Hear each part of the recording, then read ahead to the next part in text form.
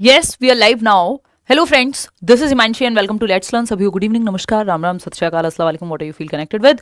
Start करेंगे आज का सेशन। ये है आपकी class 2 for child development and pedagogy practice, जिसमें हम अच्छे सवाल करेंगे।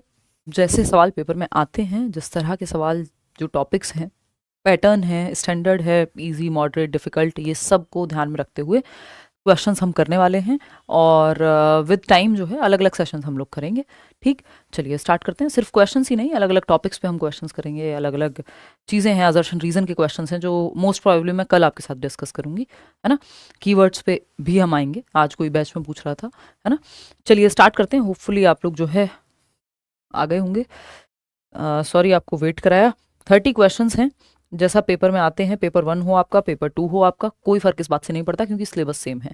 पिछले वाला पीडीएफ आपको अभी तक नहीं मिला होगा, वो अब मिल जाएगा अपडेटेड। आपको कहाँ पर मिलेगा? टेलीग्राम चैनल पर मिल जाएगा, या लेट्स लर्न के ऐप पे भी अवेलेबल हम करा देंगे इसको। ठीक है जी, चलिए शुरू करें कहानी।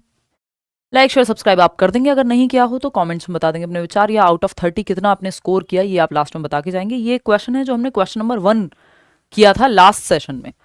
इसमें छोटा सा एक करेक्शन है कि जो आपकी ऑफिशियल आंसर की है वो इसमें, मतलब ये क्वेश्चन पूछा हुआ है या तो इसी बार का पूछा हुआ पेपर में, है ना। तो जो ऑफिशियली आंसर सीबीएसई ने माना है वो डिफरेंट है जो हमने डिस्कस किया था। गलत नहीं है बट डिफरेंट है ना। इवन हमारी टीम ने भी जो है मार्क करके हमें यही दे दिया फटाफट से, क्योंकि ज़्यादातर वेबसाइट्स पे सब जगह आपको यही मिलेगा, लेकिन हमें अगेन उसी के साथ चलना होता है जो ऑफिशियल आंसर की मानती है ना। तो इस पर थोड़ी सी चर्चा करेंगे। मैंने सोचा ये कराना ज़रूरी है, कहीं आप लोग जो है ये गलत दिमाग में लेकर के ना चले जाएं, क्योंकि जो आंसर की में मानना है उनको फाइनल वही मानेंगे वो। ठीक, चलिए समझते हैं, इसको डिस्कस करते हैं, फिर उसके बाद आज के क्वेश्चन नंबर 1 से शुरू करेंगे। ये प्रीवियस क्लास का पहला क्वेश्चन है, अगर किसी ने ना देखी हो वो देख लीजिएगा सेशन। क्वेश्चन क्या है? Academic performance and intellectual abilities gradually improve in children who live deprived settings.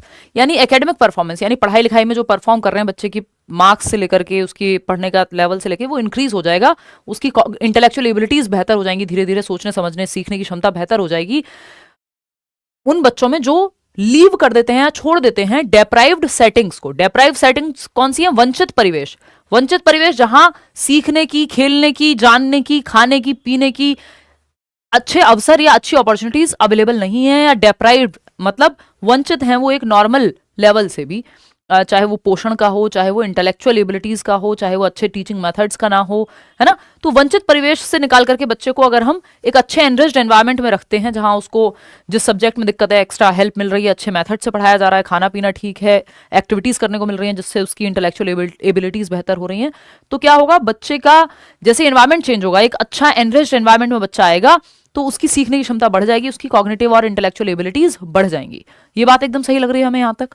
The above argument points primarily towards which of the following debates of development?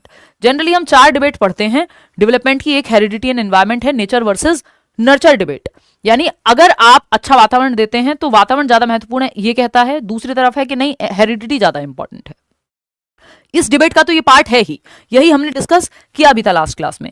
ऐसा नहीं है कि ये इसका पार्ट नहीं है, ये लार्ज डिबेट है जिसको हम कहते हैं कि है तो एनवायरनमेंट का ही अंतर, लेकिन इसमें भी एक स्पेसिफिक डिटेल है जो यहां आएगी।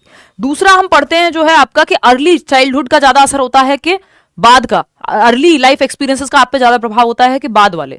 तो अर्ली लाइफ एक्सपीरियंसेस का प्रभाव ज्यादा होता है, ज्यादातर लोग ये मानते हैं। कॉन्टिन्यूटी वर्सेस डिसकॉन्टिन्यूटी की एक डिबेट है कि डेवलपमेंट कॉन्टिन्यूअस है या फिर डिसकॉन्टिन्यूअस है। जैसे प्याजे बताते हैं स्टेजेस में टूट करके चलता है, बाकी लोग कहते हैं कॉन्टिन्यूअस है, या वाइगॉत्स्की कहेंगे कॉन्टिन्यूअस है ना, कि एक स्लोप पे चढ़ने जैसा है, ना कि सीढ़ी चढ़ने जैसा है। सीढ़ी चढ़ना मतलब डिसकॉन्टिन्यूअस या अनिरंतर। ये डिबेट्स हो गई आपकी जो डेवलपमेंटल डिबेट्स हैं। ठीक, फिर हेरिडिटी एंड एनवायरनमेंट की डिबेट तो है ही। एक और आपकी डिबेट है जिसको हम जनरली डेवलपमेंट की तरफ नहीं देखते थे, लेकिन इन्होंने जिस तरह से पूछा है और जो आंसर मार्क किया है, इसको हम लर्निंग के पर्सपेक्टिव में देखते थे। तो इसका जो ऑफिशियल आंसर है वो है एंटिटी वर्सेस इंक्रीमेंटल व्यू। अब ये इंक्रीमेंटल व्यू ऑफ लर्निंग हम जनरली इसको देखते हुए आए, ना कि डेवलपमेंट की डिबेट में हम इसको पढ़ते हैं, क्योंकि अगर डेवलपमेंट की डिबेट में पढ़ेंगे तो ये इसी के अंदर आ जाएगा, हेरिडिटी और एनवायरनमेंट के। तो हेरिडिटी और एनवायरनमेंट जो हमने मार्क किया है वो गलत नहीं है, लेकिन ये टू बी प्रिसाइज उन्होंने फॉलो किया है एंटिटी वर्सेस इंक्रीमेंटल व्यू को, है ना। और यही ऑफिशियल आंसर भी है। तो जो सीबीएसई मानता है आपको उसके साथ जाना पड़ता है, और गलत नहीं कह सकते उसको हम पूरी तरह से, है ना। इट इज लाइक कि अगर आपसे एग्जैक्ट पूछा है तो आप एग्जैक्ट ही जवाब देंगे। फिर से इसको पढ़ते हैं और समझते हैं। देखिए डिफरेंशिएशन वर्सेस इंटीग्रेशन तो यहां होने से रहा, है ना, कि पहले आप ड्राइंग सीख रहे हैं, पेंटिंग सीख रहे हैं, फिर पूरी बॉडी को भी साथ में यूज करना सीख रहे हैं, है ना। वो डिफरेंशिएशन और इंटीग्रेशन है कि इंटीग्रेशन मतलब एक यूनिट के रूप में बॉडी को आप यूज करना सीख रहे हैं या विकास की प्रक्रिया में शामिल कर रहे हैं, और डिफरेंशिएशन है कोई एक स्पेसिफिक एक्टिविटी आप कर रहे हैं। ठीक, अगर हम बात कर रहे हैं कॉन्टिन्यूटी वर्सेस डिसकॉन्टिन्यूटी की, तो वो भी ये बात नहीं है। यहाँ पे दो ही ऑप्शन बचते हैं कि जब आपने एक बच्चे को उसकी अकादमिक प्रदर्शन या उसकी एकेडमिक एबिलिटी बेहतर हो जा रही है, यदि आप एक डिप्राइव्ड या खराब जगह से निकाल करके उसको अच्छे एनवायरमेंट में डाल देते हैं, नर्चरिंग या नरिशिंग एनवायरमेंट में डाल देते हैं, कॉन्ड्यूसिव एनवायरमेंट में डाल देते हैं, ये बात सही है बिल्कुल। ये क्या कहा जा रहा है यहाँ पे, तो ये बात एकदम क्लियर है। The above argument points towards, अब ये जो डिबेट है कि एंटिटी वर्सेस इंक्रीमेंटल, मतलब ये फिक्स नहीं मान रहे हैं, ये नहीं कह रहे हैं कि बच्चे की क्षमता यदि फिक्स होती, यदि हेरिडिटी ही डिसाइड कर रही होती, तो फिर तो एनवायरमेंट सही देने से कुछ हो नहीं पाता, ठीक है ना। तो ये एबिलिटी का यानी क्षमता का इंक्रीमेंटल वर्सेस एंटिटी व्यू है। एंटिटी व्यू होता है स्थिर मानना, फिक्स्ड मानना, कि एक एंटिटी है, एक सिंगल एंटिटी है, आपकी जो क्षमता है वो सिंगल एंटिटी के रूप में काम करती है। इसमें वो लगाया नहीं होगा, एनीवे तो सिंगल एंटिटी है, फिक्स्ड है, अगर मैं कहूं फिक्स्ड है। और अगर हम बात करते हैं इंक्रीमेंटल की, तो दूसरी तरफ कहा जाता है कि आप क्षमता को बढ़ा सकते हैं यदि आप सीखते जाएं, तो इंक्रीमेंटल है। तो ये वही बात हो रही है कि अगर फिक्स्ड मान लिया होता तो फिर तो एनवायरमेंट बदल लो, कुछ नहीं होता, क्योंकि इन्होंने तो फिक्स मान लिया कि हेरिडिटी या किसी भी एक रीजन से फिक्स्ड है जो एबिलिटी है। लेकिन यहां पे इंक्रीमेंट हो रहा है, लर्निंग की एबिलिटी बेहतर हो रही है। इसको लार्जली अगर आप देखेंगे तो ये हेरिडिटी एंड एनवायरमेंट जैसा ही दिखेगा, लेकिन हमें स्पेसिफिक चूज करना है, और जो ऑफिशियली आपका सीबीएसई ने माना भी है। तो ये इसमें ये बहुत ही माइन्यूट सा डिफरेंस था, है ना। वो चाहते तो इसको मान सकते थे सेकंड को, कोई बहुत गलत नहीं होगा सेकंड को मानना अभी भी, ठीक है। तो ये एक बात है कि ए के साथ आप जाइएगा, इसको करेक्ट कर लीजिएगा, जो पिछली बार हमने डिस्कशन किया था। बात सही है, चलिए बहुत बढ़िया, आगे बढ़ेंगे। आज का पहला क्वेश्चन शुरू करते हैं, देखते हैं आप लोग 30 क्वेश्चन में कितना अच्छे से परफॉर्म कर पाते हैं, या फिर आपकी अंडरस्टैंडिंग कितनी बेहतर हो पाती है। क्वेश्चन नंबर 1 है, the physical changes over childhood and adolescence both those visible from the outside and internal changes are known as, यानी बचपन और किशोरावस्था के दौरान होने वाले शारीरिक परिवर्तन, चाहे वे बाहरी रूप से दिखाई देने वाले हो या आंतरिक परिवर्तन हो, निम्नलिखित में से किस नाम से जाने जाएंगे। शारीरिक परिवर्तनों की बात हो रही है, ध्यान से जवाब दीजिएगा, पोल में आप आंसर कर सकते हैं।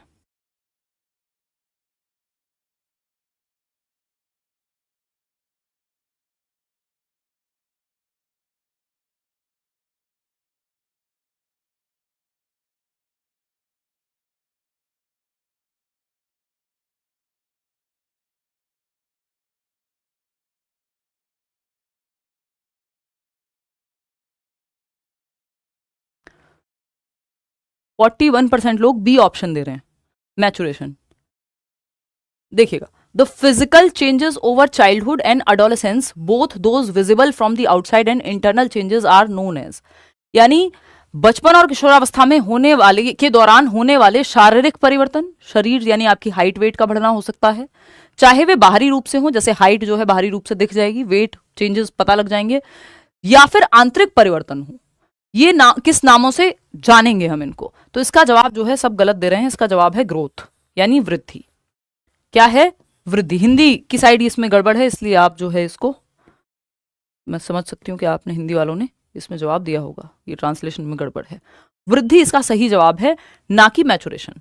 ये एक बार को मन देखो, लर्निंग तो एफर्ट प्लस प्रैक्टिस है, तो ये जरूरी नहीं है कि आपको बाहरी चेंजेस दिखें, है ना। एक्सपीरियंस के बेसिस पे relatively permanent change in your behaviour, आपके व्यवहार में आपने साइकिल चलाना सीखा, आपने इंग्लिश बोलना सीखा, लर्निंग का पार्ट है, एफर्ट और प्रैक्टिस करके, ठीक। लेकिन वही बात जब हम मैचुरेशन की कर रहे हैं तो ये बायोलॉजिकल है, जो आपकी अनफोल्डिंग है कैरेक्टरिस्टिक्स की, यानी समय के साथ जो क्षमताएं अनफोल्ड हो रही हैं, आपके दांत निकल रहे हैं, आपकी टांगों में जान आ रही है ना, ये मैचुरेशन है, बायोलॉजिकल प्रोसेस है। लेकिन इसमें सिर्फ शारीरिक परिवर्तन आएंगे ये कहना गलत होगा। आपकी रेडीनेस टू लर्न, यानी सीखने के लिए आप तत्पर हैं कि नहीं है, वो मेंटली भी होगा कि 5 साल के बच्चे को आप 10वीं क्लास का सिलेबस नहीं सिखा सकते क्योंकि वो उसके लिए मैच्योर नहीं है। तो यहां बात सिर्फ शारीरिक परिवर्तन की हुई है। मैच्योरिटी सिर्फ शारीरिक परिवर्तन नहीं होती, है ना, उसमें मानसिक एस्पेक्ट भी है, उसमें जो आपकी रेडीनेस टू लर्न है, चीजों को सीखने के लिए तत्परता, अब वो शारीरिक हो सकती है, वो मानसिक हो सकती है, वो इवन सामाजिक भी हो सकती है, ठीक है ना। तो यहां अगर अब आप लोग कंफ्यूज होंगे कि ऐसे कैसे, चाइल्डहुड और एडोलेसेंस में आपको पता है फिजिकल डेवलपमेंट हो रहे, फिजिकल चेंजेस हो रहे होते हैं बहुत सारे, both those visible from the outside, यानी बाहर से भी आप देख सकते हैं, जैसे हाइट और वेट का बढ़ना या घटना। हाइट तो नहीं घटेगी, बढ़ेगी ही। Internal changes are also. अब इंटरनल चेंजेस को कई लोग कहेंगे ये तो कैसे मापे जाएंगे, क्वांटिटेटिव थोड़ी होते हैं। भाई आपके हार्ट का साइज मेजर किया जा सकता है, आपके लिवर का साइज मेजर किया जा सकता है, ऐसा थोड़ी नहीं है पॉसिबिलिटी। तो इंटरनल ऑर्गन्स को नहीं क्या मेजर कर सकते, हम कर सकते हैं, वो भी तो ग्रोथ का ही पार्ट है। भाई क्वांटिटेटिव तो है ही ना, वो भी मात्रात्मक तो है ही। तो आप इसमें ये मत कहिए कि ये ग्रोथ नहीं हो सकता। इंटरनल चेंजेस जो हो रहे हैं, फिजिकल शारीरिक परिवर्तनों की बात हो रही है ना, फिजिकल चेंजेस, तो जो आपके शरीर के अंदर वाले जो अंग हैं, इंटरनल ऑर्गन्स हैं, उनको भी तो, उनका भी वेट भी मेजर कर सकते हो, वेट भी माप सकते हो। आपकी क्या आपके आंतों की लंबाई नहीं मापी जा सकती, मापी जा सकती है। तो इंटरनल ऑर्गन्स में भी जो शारीरिक परिवर्तन है वो ग्रोथ का ही पार्ट है। तो इसका सही जवाब जो है वो ग्रोथ होगा, इसमें कोई भी दो राय है नहीं। ठीक, क्लियर है बात, क्योंकि हमसे स्पेसिफिकली पूछा है कि वो वाले परिवर्तन जो आउटसाइड और इंटरनल फिजिकल चेंजेस की सिर्फ बात हुई है। अगर ग्रोथ नहीं होता तब हम डेवलपमेंट के साथ जाते, क्योंकि सिर्फ फिजिकल चेंजेस की बात हुई है, इसलिए हम वृद्धि के साथ जा रहे हैं। ठीक है ना। चलिए खैर आगे बढ़ते हैं। क्वेश्चन नंबर 2 देखिएगा क्या कहता है। अजर्शन है और रीजन है, इस तरह के 5-6 सवाल कम से कम आते हैं पेपर में, अब जब से पेपर ऑनलाइन हुआ है 2020 के समय से, और अब तक हर बार आते हैं। ठीक है ना। तो अजर्शन या एक स्टेटमेंट है, क्या है, teachers should follow standardised curriculum, pedagogy and methods of assessment, यानी शिक्षकों को मानकीकृत पाठ्यक्रम या पाठ्यचर्या कहिए आप, करिकुलम लिखा है क्योंकि करिकुलम में सारी एक्टिविटीज आ जाती हैं, और करिकुलम का जस्ट पार्ट है सिलेबस, जिसमें आपके चैप्टर्स आप पढ़ते हैं। तो ये पाठ्यचर्या होगा हिंदी में, क्योंकि करिकुलम लिखा है, पाठ्यक्रम मतलब सिलेबस होगा। शिक्षा शास्त्र और मूल्यांकन के तरीकों का पालन करना चाहिए। Pedagogy and methods of assessment, teacher को ये सब फॉलो करने चाहिए। कैसे, स्टैंडर्डाइज्ड करिकुलम, सबके लिए एक जैसी एक्टिविटीज, एक जैसे मेथड्स, ये गलत होगा। स्टैंडर्डाइज्ड मेथड्स को हम अच्छा नहीं मानते, ये वर्ड अपने आप में नेगेटिव है ना। जब हम कीवर्ड डिस्कस करेंगे तब हम इसकी बात करेंगे, है ना, कि ये जो है नेगेटिवली यूज होता है। स्टैंडर्डाइज्ड का मतलब है यूनिफॉर्म, इंस्ट्रक्शन का मतलब है सबके लिए सेम। तो सबके लिए सेम कपड़ों में ठीक है कि अमीर गरीब का फर्क नहीं होगा, या बच्चे को ज्यादा डिस्ट्रैक्शन नहीं होगा अगर सेम यूनिफॉर्म पहन के आ रहा है, लेकिन पढ़ाने के तरीकों में यूनिफॉर्मिटी या स्टैंडर्डाइज्ड होना, यानी सबके लिए एक जैसा होना सही नहीं है। क्योंकि आपकी क्लास में एक ऐसा भी बच्चा होगा जो धीमे सीखता होगा, एक ऐसा बच्चा होगा जो देख के सीखता होगा, एक ऐसा बच्चा होगा जो सुन के ज्यादा अच्छा सीखता होगा, एक ऐसा बच्चा होगा जो एक्टिविटी करके सीखता होगा। लेकिन अगर आप सबको एक ही मेथड से पढ़ा देंगे, स्टैंडर्डाइज्ड करिकुलम मतलब, देखिए सिर्फ सिलेबस की बात नहीं हो रही है, चैप्टर सबके लिए सेम हो सकते हैं, उनको पढ़ाने का तरीका, एक्टिविटी कराने का तरीका, किसी स्कूल में कुछ होता है, किसी स्कूल में सुबह प्रेयर कोई और होती है, दूसरे में कुछ और होती है ना, छुट्टी के टाइम पे कुछ और होता है, गेम्स अलग खिलाए जाते हैं। तो करिकुलम में सारी एक्टिविटीज आती हैं, आपकी प्रेयर से लेके जो भी करिकुलर एक्स्ट्रा करिकुलर एक्टिविटीज हो रही हैं। तो इसमें सिर्फ सिलेबस नहीं है कि सिलेबस सबके लिए अलग अलग बना दो, नहीं, सिलेबस अलग बनाने की बात नहीं हो रही है, बात हो रही है सारी ही एक्टिविटीज के लिए। तो टीचिंग मेथड्स और एक्टिविटीज डिफरेंट डिफरेंट हो सकती हैं, सबके लिए स्टैंडर्डाइज्ड या सेम रखने की जरूरत नहीं है। यहाँ पे स्टैंडर्डाइज का मतलब है सबके लिए सेम, जो कि सही तरीका नहीं है। फिर हम इंडिविजुअल डिफरेंसेस को काउंट नहीं कर पाएंगे, यानी व्यक्तिगत विभिन्नताएं, एक बच्चे को किसी चीज में इंटरेस्ट है, दूसरे को किसी और में, तीसरी किसी और में इंटरेस्ट है या रुचि है, और चौथा है जो कुछ और काम अच्छा कर सकता है। एक बच्चा साइंटिस्ट बन सकता था, उसको भी सेम पढ़ा दिया आपने, सेम मेथड से पढ़ा दिया। एक बच्चा स्पोर्ट्स में जा सकता था, लेकिन आप तो सेम ही एक्टिविटी करा रहे हैं सबको, तो वो गलत हो जाएगा। रीजन क्या है इसका, educational systems should ignore and dismiss individual differences among the children. जो एजुकेशनल सिस्टम है, शैक्षणिक प्रणालियां हैं, उनको बच्चों के बीच व्यक्तिगत मतभेदों को या व्यक्तिगत अंतरों को, मतभेद भी कहना उतना सही शब्द नहीं होगा, व्यक्तिगत विभिन्नताओं को इग्नोर कर देना चाहिए और बच्चों को बना देना चाहिए रोबोट, क्योंकि वो कह रहे हैं इंडिविजुअल डिफरेंसेस को डिसमिस ही कर दो।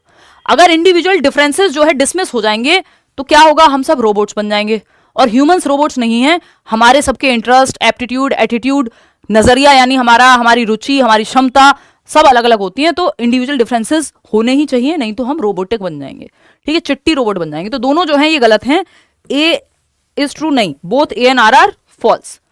67% लोग सही जवाब दे भी रहे हैं। तो स्टैंडर्डाइज्ड टेस्ट की आप बात कर सकते हो, लेकिन स्टैंडर्डाइज्ड टेस्ट की भी यही प्रॉब्लम होती है कि वो इंडिविजुअल डिफरेंसेस को काउंट नहीं कर पाता, कि वो व्यक्तिगत विभिन्नताओं का ध्यान नहीं रख पाता। सबके लिए सीटेट आपके लिए थोड़ी अलग से बनाएंगे, वो इंडिविजुअल डिफरेंस का ध्यान कैसे रखा जाएगा, वो तो स्टैंडर्डाइज मतलब सबके लिए, एक बड़ी पॉपुलेशन के लिए बना दिया गया। तो इसके अपने फायदे नुकसान है, लेकिन स्टैंडर्डाइज करिकुलम या स्टैंडर्डाइज मेथड्स नहीं होने चाहिए। समझ रहे हो बात को, वो बहुत भले की बात नहीं है बच्चे की, क्योंकि आप सभी बच्चों का ध्यान वहां नहीं रख पाएंगे, वो सबके लिए एक जैसा है। तो यूनिफॉर्म इंस्ट्रक्शन या स्टैंडर्डाइज्ड इंस्ट्रक्शन की जगह आपको क्या चाहिए, डिफरेंशिएटेड इंस्ट्रक्शन चाहिए, डिफरेंशिएटेड क्या होता है? विभेदी अनुदेशन, आगे चल करके बात करेंगे। अलग अलग मेथड्स अलग अलग बच्चों के लिए, टेलर मेड मेथड्स या अप्रोचेस का आप इस्तेमाल कर सकते हैं। फटाक से जवाब दीजिए। क्वेश्चन नंबर 3 है, Divya is shown 3 pens and she observes that pen A is longer than pen B and pen B is longer than pen C. When Divya infers that A is a longer pen than C, which characteristic of Jean Piaget's cognitive development is she demonstrating. ये जमानों भर से हम पढ़ते आ रहे हैं पियाजे की theory में, ए बड़ा है बी से, बी बड़ा है सी से, तो ए बड़ा हो गया A B C, A B दोनों से, ए बी सी दोनों से, है ना। कि भाई अगर राहुल की हाइट हिमांशी से ज्यादा है और हिमांशी की हाइट किससे ज्यादा है, कोई और व्यक्ति है निशा, उससे ज्यादा है, तो सबसे लंबा कौन हो गया यहाँ? राहुल हो गया, क्योंकि ए इज ग्रेटर देन बी और बी इज ग्रेटर देन सी, तो ए इज टॉलेस्ट है फिर ए। समझ रहे हो? अभी इसको बोर्ड पे समझेंगे, कोई बात नहीं। ए ऑप्शन कह रहे हैं आप लोग, ये सीरियशन में आएगा, शर्म तो नहीं आ रही आप लोगों को?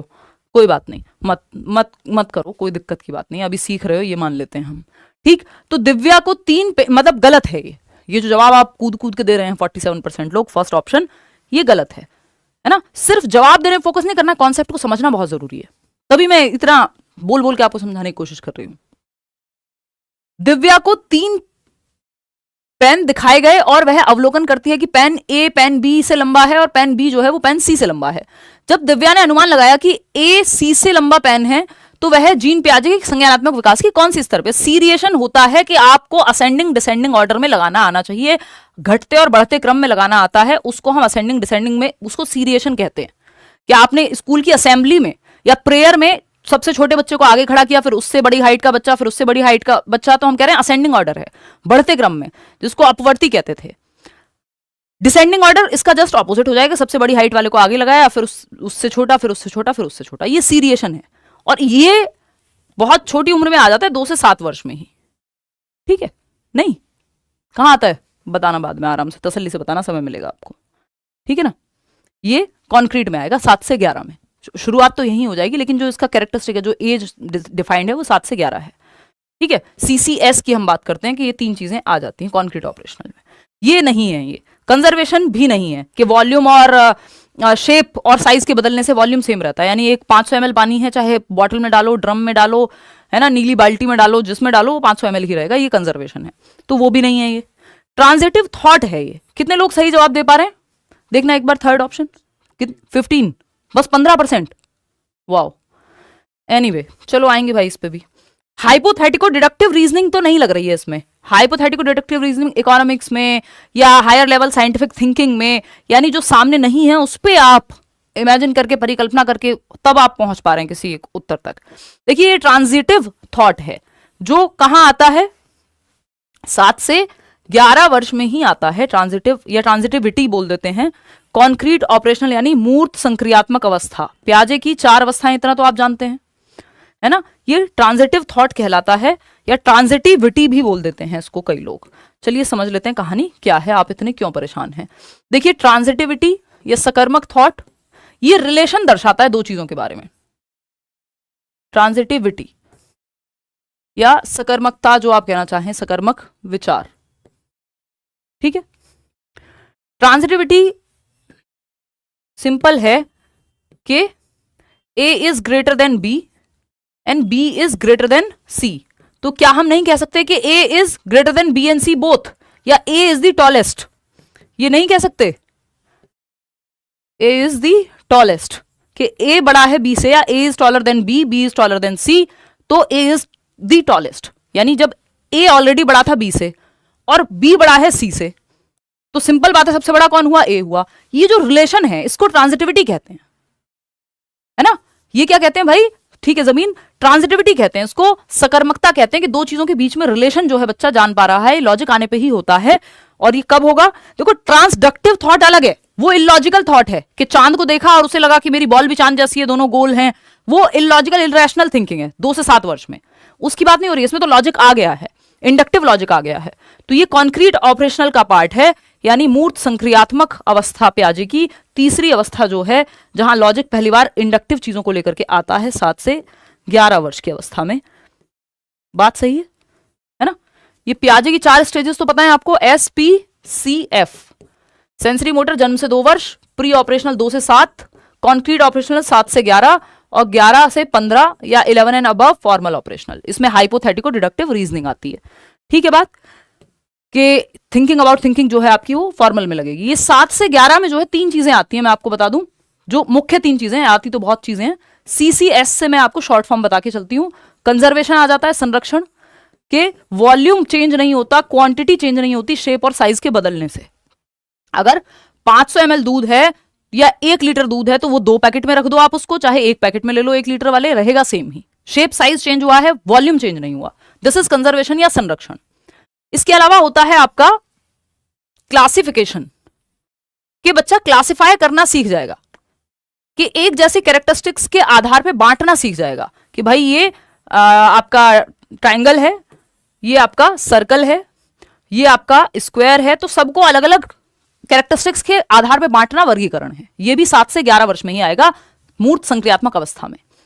फिर आता है आपका सीरिएशन, जिसकी हम बात शुरुआत में कर रहे थे। सीरिएशन जिसको आप कह रहे थे कि ये सही है, क्रमीकरण है, ये सिंपल क्रम में लगाना है। यहां क्रम में लगाने की बात नहीं हुई है, यहां 3 चीजों में रिलेशन ढूंढने की बात हुई है, जो ट्रांजिटिविटी यहीं पे आती है 7 से 11 वर्ष में। ठीक है ना, तो सीरिएशन तो घटते और बढ़ते क्रम में असेंडिंग और डिसेंडिंग ऑर्डर में लगाना आपको आता है, वो सीरिएशन है। ठीक, तो ये 3 चीजें 7 से 11 में आ जाती हैं, और प्लस आपकी ट्रांजिटिविटी भी आ जाती है, सकर्मकता, यानी चीजों के बीच में रिलेशन ढूंढ पाना। A is greater than B and B is greater than C, then A is the greatest।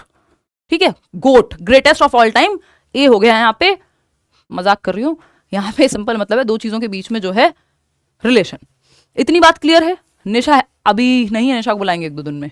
Divya is shown 3 pens. ठीक है, 3 पेन के बीच में क्या रिलेशन है, कौन सा लॉन्गेस्ट है ना, ये कौन से कैरेक्टरिस्टिक कहाँ, कौन सा कैरेक्टरिस्टिक है, तो ये ट्रांजिटिव थॉट है बच्चे का, ये 2 चीजों के बीच में वो रिलेशन शो कर पा रहा है।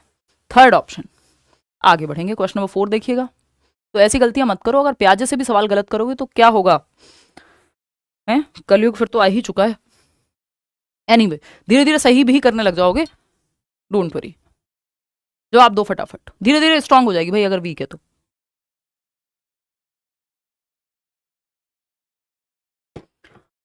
Question number 4, the child begins to form concepts of physical and social reality, this is one of the characteristics of. इसमें भी आप पक्का गलती करोगे, पक्का पक्का 200% गलती करेंगे आप।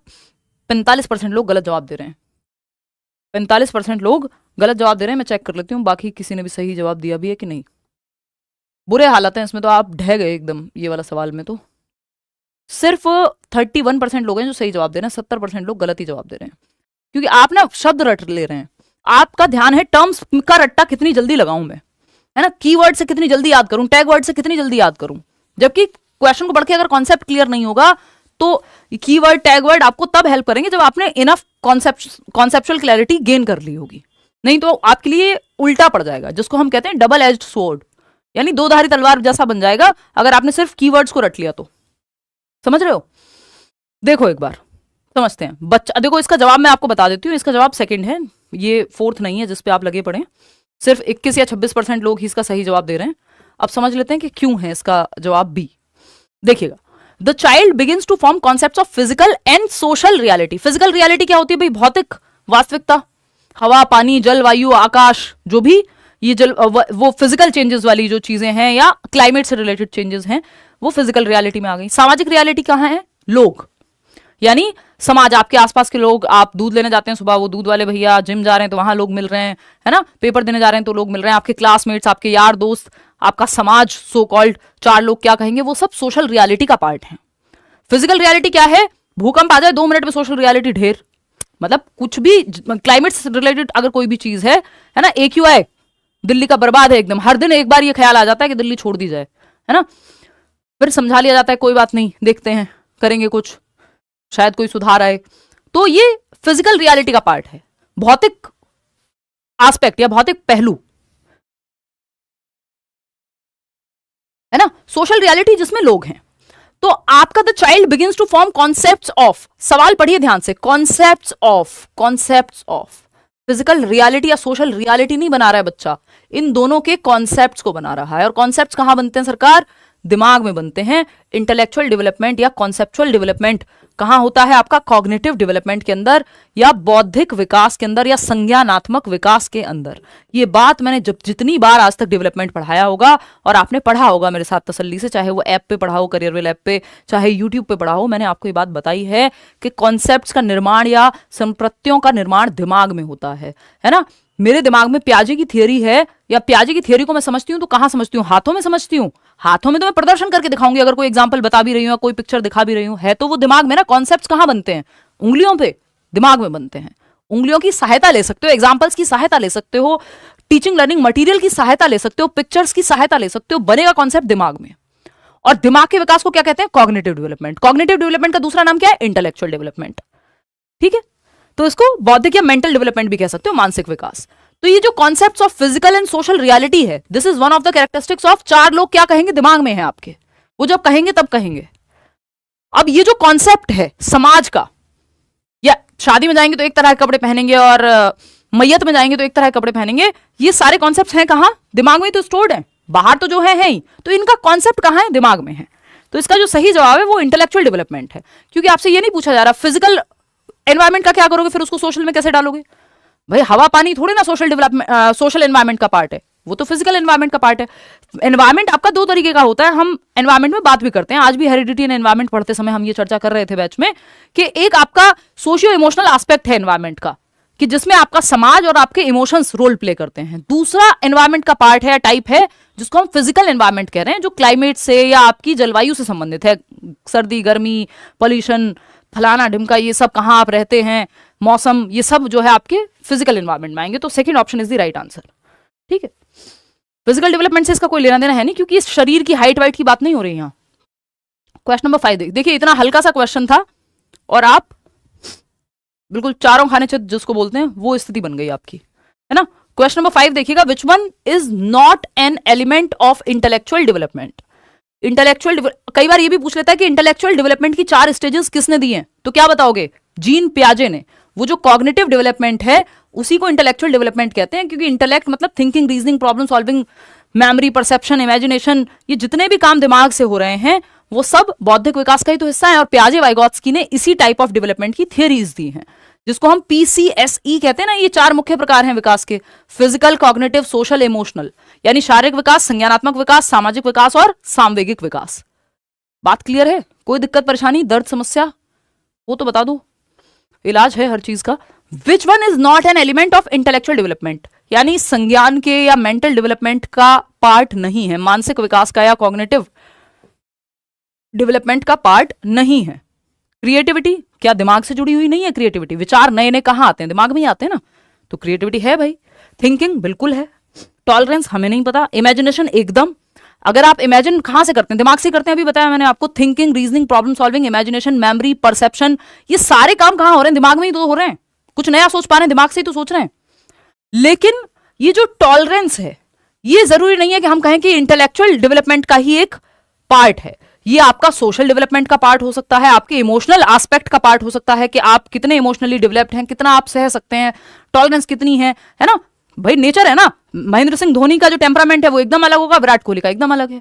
तो वो उसमें बहुत सारे पहलू होंगे, जरूरी नहीं है कि हम ये कह देंगे इनमें दिमाग ज्यादा है उनमें कम है, या ये कॉग्निटिव डेवलपमेंट का पार्ट हो गया। ये नेचर का पार्ट है। नेचर एज एन आपका सोशियो इमोशनल एस्पेक्ट है। ये कॉग्निटिव या संज्ञान का इससे लेना देना नहीं है कि आपका टेम्परामेंट, कई तरह के लोग आपको मिल जाएंगे, बहुत जीनियस होते हुए बहुत शांत लोग भी मिल जाएंगे आपको, बहुत टॉलरेंट भी मिल जाएंगे, और बहुत जीनियस होते हुए बेचैन आत्मा भी मिल जाएंगे, है ना। डोनाल्ड ट्रंप और इलॉन मस्क को आप देख सकते हैं, बढ़िया झगड़ते रहते हैं। तो ये सहनशीलता को इंटेलेक्चुअल डेवलपमेंट का पार्ट नहीं है। ठीक, बहुत स्मार्ट होने के बावजूद आप बहुत खराब व्यक्ति हो सकते हैं, इनटॉलरेंट हो सकते हैं, है ना। बहुत ही आप ऐसे नेता आपको मिल जाएंगे जो बहुत पढ़े लिखे हैं और फिर भी धर्म जाति के नाम पे जो है बांटते रहते हैं लोगों को, या ऐसी बातें कहते हैं आपके कानों से खून निकल जाए, इतनी अजीब बातें कहते हैं, वो दूसरे धर्म को झेलना ही नहीं चाहते, इनटॉलरेंस इतनी ज्यादा है। तो हर तरह के लोग हैं, तो इसका संज्ञान से कोई लेना देना नहीं है। कुल मिला के बात यह है कि ये आपके दिमाग के विकास से इसका कोई संबंध नहीं, ये सोशियो इमोशनल एस्पेक्ट में आ जाएगा, सोशियो इमोशनल डेवलपमेंट में आएगा अगर पूछा भी जाए तो।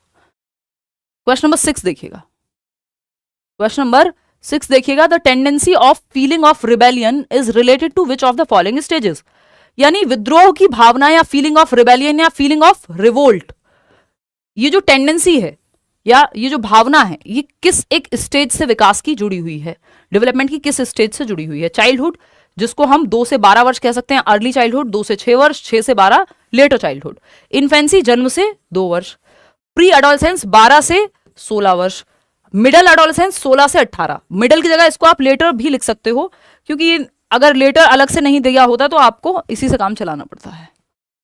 तो इसका जवाब क्या है? थर्ड ऑप्शन जो है कई लोग दे रहे हैं, बट इसका जवाब जो है वो फोर्थ ऑप्शन होना चाहिए, जिसको हम क्या कहेंगे? मध्य किशोरावस्था। 16 से 18 में तो इतना ज्यादा रिवोल्ट की भावना बच्चे में आने लगती है, वो कहता है मैं एक इंडिविजुअल हूं, क्या तुम्हारा समाज, क्या तुम्हारी बातें, है ना, मुझे मेरे हिसाब से जीना है, दुनिया बदल देंगे, है ना।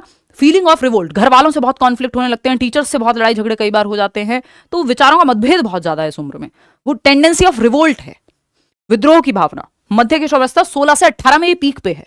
वैसे पूछा जाए तो सिर्फ एक आंसर इसका हो सकता था एडोलेसेंस 12 से 18 वर्ष, लेकिन क्योंकि आपको 4 ऑप्शन अलग दे दिए गए, तो जब हम किशोरावस्था को 12 से 18 को बांटते हैं तो 12 से 16 को हम अर्ली या प्री एडोलेसेंस कहते हैं, और जो लेटर एडोलेसेंस कहते हैं 16 से 18 को।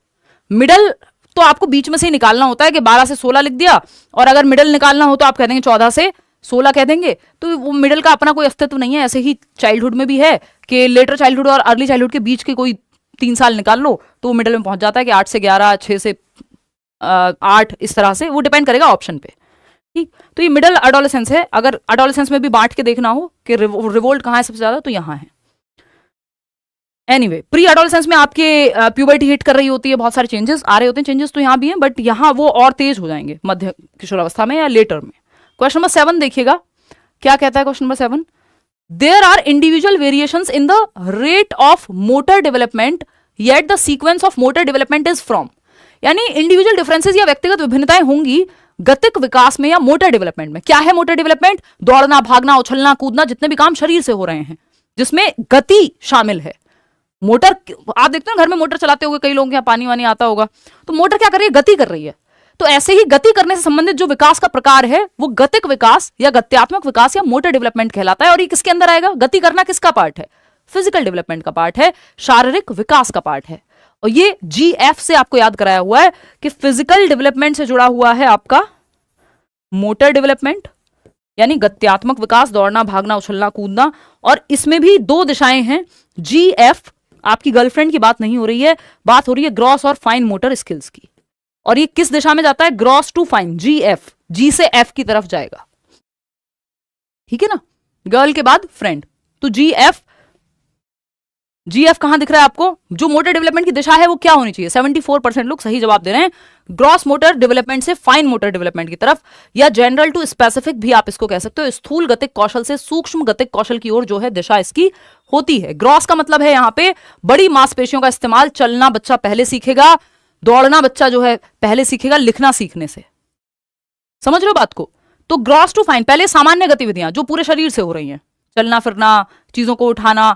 लेकिन स्पेसिफिक क्या है? या फाइन मोटर स्किल्स, आपकी छोटी मसल्स का कोऑर्डिनेशन, बड़ी मांसपेशियों का कोऑर्डिनेशन। ग्रॉस यानी स्थूल गतिक कौशल, भारी या बड़ी मांसपेशियां, आर्म्स की, लेग्स की, वॉक करना, जंप करना, रनिंग करना, ये सब आपकी ग्रॉस मोटर स्किल्स हैं। फाइन में क्या है? लिखना, सुई से कुछ सीना या सिलना बेसिकली, या सुई में धागा पिरोना, आपकी आंखों की और उंगलियों की मसल्स का हैंड आई कोऑर्डिनेशन जहां इन्वॉल्व है, या हैंड और आईज या फिंगर्स और आईज का जो कोऑर्डिनेशन है, समन्वय है, बैलेंस है, वो इंक्लूडेड है। जैसे लिखने में, ड्राइंग में, पेंटिंग में, आईलाइनर लगाने में, ये सब क्या है? फाइन मोटर स्किल है। तो ये आईलाइनर लगाना आप बाद में सीखते हो, पहले तो आप चलना फिरना ही सीख लेते हो। लिखना बाद में सीखते हो, पहले वॉक करना सीख लेते हो।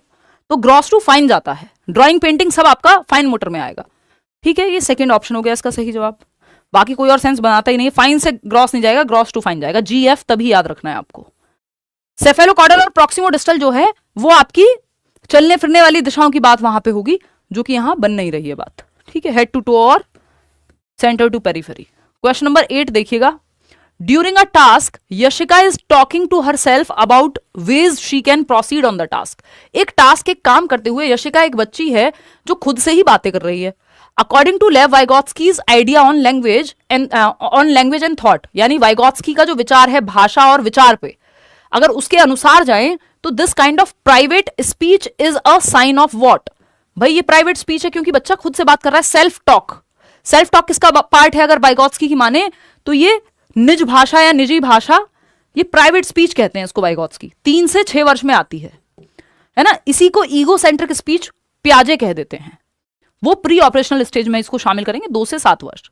ठीक, अब अगर आप देखेंगे तो ये कह रहे हैं बच्चा खुद से ही बात कर रहा है, तो अगर वाइगॉत्स्की की माने तो ये खुद से बात करना, मान लो वो कोई सुई में धागा पिरो रहा है, कोई गेम खेल रहा है, अपनी गाड़ी का कोई पार्ट जोड़ रहा है, तो वो कह रहा है अरे बुद्धू ऐसे नहीं ऐसे लगाते हैं, ये वाला कलर इसमें आएगा, तो ये खुद से बातें कर रहा है। कपड़े की तय करते हुए वो खुद से बातें कर रहा है, अपनी साइकिल को साफ करते हुए खुद से बातें कर रहा है, देखो कितनी गंदी हो गई है, खुद के एक्शंस को दिशा दे रहा है बेसिकली। ठीक, सेल्फ रेगुलेशन या सेल्फ डायरेक्शन कहेंगे हम इसको। ये हेल्पफुल है बच्चे के संज्ञानात्मक विकास में, उसके बौद्धिक विकास में। क्यों? क्योंकि वो खुद को दिशा दे रहा है, खुद से ही बातें करके। जब आप पेपर सॉल्व करने जाते हैं खुद से बातें करते हैं, अरे ये वाला नहीं ये वाला होगा, अरे हिमांशी ने ये बताया था, हमने तो ये पढ़ा था, खुद से बातें कर रहे हैं। कई बार टीचर आके एग्जामिनर आपको चुप कराता है, भाई क्या हो गया, किससे बातें कर रहे हो, तो आप कहोगे खुद से बातें कर रहे हैं, डायरेक्शन दे रहे हैं। कहना मत, चुपचाप से सुन लेना, नहीं तो कॉपी वॉपी छीन के भगा दिए जाओगे। पंगे नहीं लेने पेपर में एग्जामिनर से, है ना। वो कहा जाता है ना, पानी में रह के मगर से बैठ नहीं किया जाता, तो आप एग्जामिनर से पंगे नहीं लेने आपको। देखिए, सेल्फ रेगुलेशन यानी स्वनियमन, सेल्फ डायरेक्शन, बच्ची खुद को ही डायरेक्शन दे रही है कोई एक्टिविटी करते हुए। जब वो खुद से बात कर रही है तो वाइगॉत्स्की कहेंगे वो खुद को डायरेक्ट कर रही है, सेल्फ रेगुलेट कर रही है, ये हेल्पफुल है उसके दिमाग के विकास में। वहीं ईगोसेंट्रिज्म प्याजे कहेंगे कि वो तो कॉग्निटिवली इमेच्योर है, इसलिए बोल बोल के बातें कर रही है। क्योंकि यहां व्यक्ति किसी और से बातें नहीं कर रहा, खुद से बातें कर रहा है बोल बोल के। समझ रहे हो बात को? ये साइकोलॉजिकल डिसऑर्डर नहीं है, कोई कॉग्निटिव इमेच्योरिटी नहीं है ये। अगर कॉग्निटिव इमेच्योरिटी मानते भी तो प्याजे के अकॉर्डिंग मानी जाती, वैसे नहीं। एनीवे, तो सेल्फ रेगुलेशन या सेल्फ डायरेक्शन, बच्चा खुद को ही दिशा दे रहा है 3 से 6 वर्ष की उम्र में। क्वेश्चन नंबर 9, एक क्वेश्चन जरूर आता है इस पे प्राइवेट स्पीच पे हर बार। क्वेश्चंस या टॉपिक सारे वही इंक्लूडेड हैं जो पूछे जाते हैं, पूछे जाते रहेंगे अनटिल अनलेस सिलेबस में कोई बहुत आमूल चूल परिवर्तन ना हो जाए, ऐसा एकदम रातों रात बदल दें, वो इस बार तो हो नहीं रहा बिल्कुल भी। देखिएगा question number 9, effective teaching includes, यानी ये जो आपके लास्ट के pedagogy in learning and pedagogy जो 10 नंबर की यूनिट है सीटेट में, उसका सवाल है ना। एक भी टॉपिक छूटना नहीं चाहिए क्योंकि टॉपिक सारे ही ऐसे हैं जिनसे सवाल आते हैं। प्रभावशाली शिक्षण में समाहित है, यानी इफेक्टिव टीचिंग, बेहतरीन टीचिंग, जो प्रभावी शिक्षण है, उसमें क्या शामिल होगा?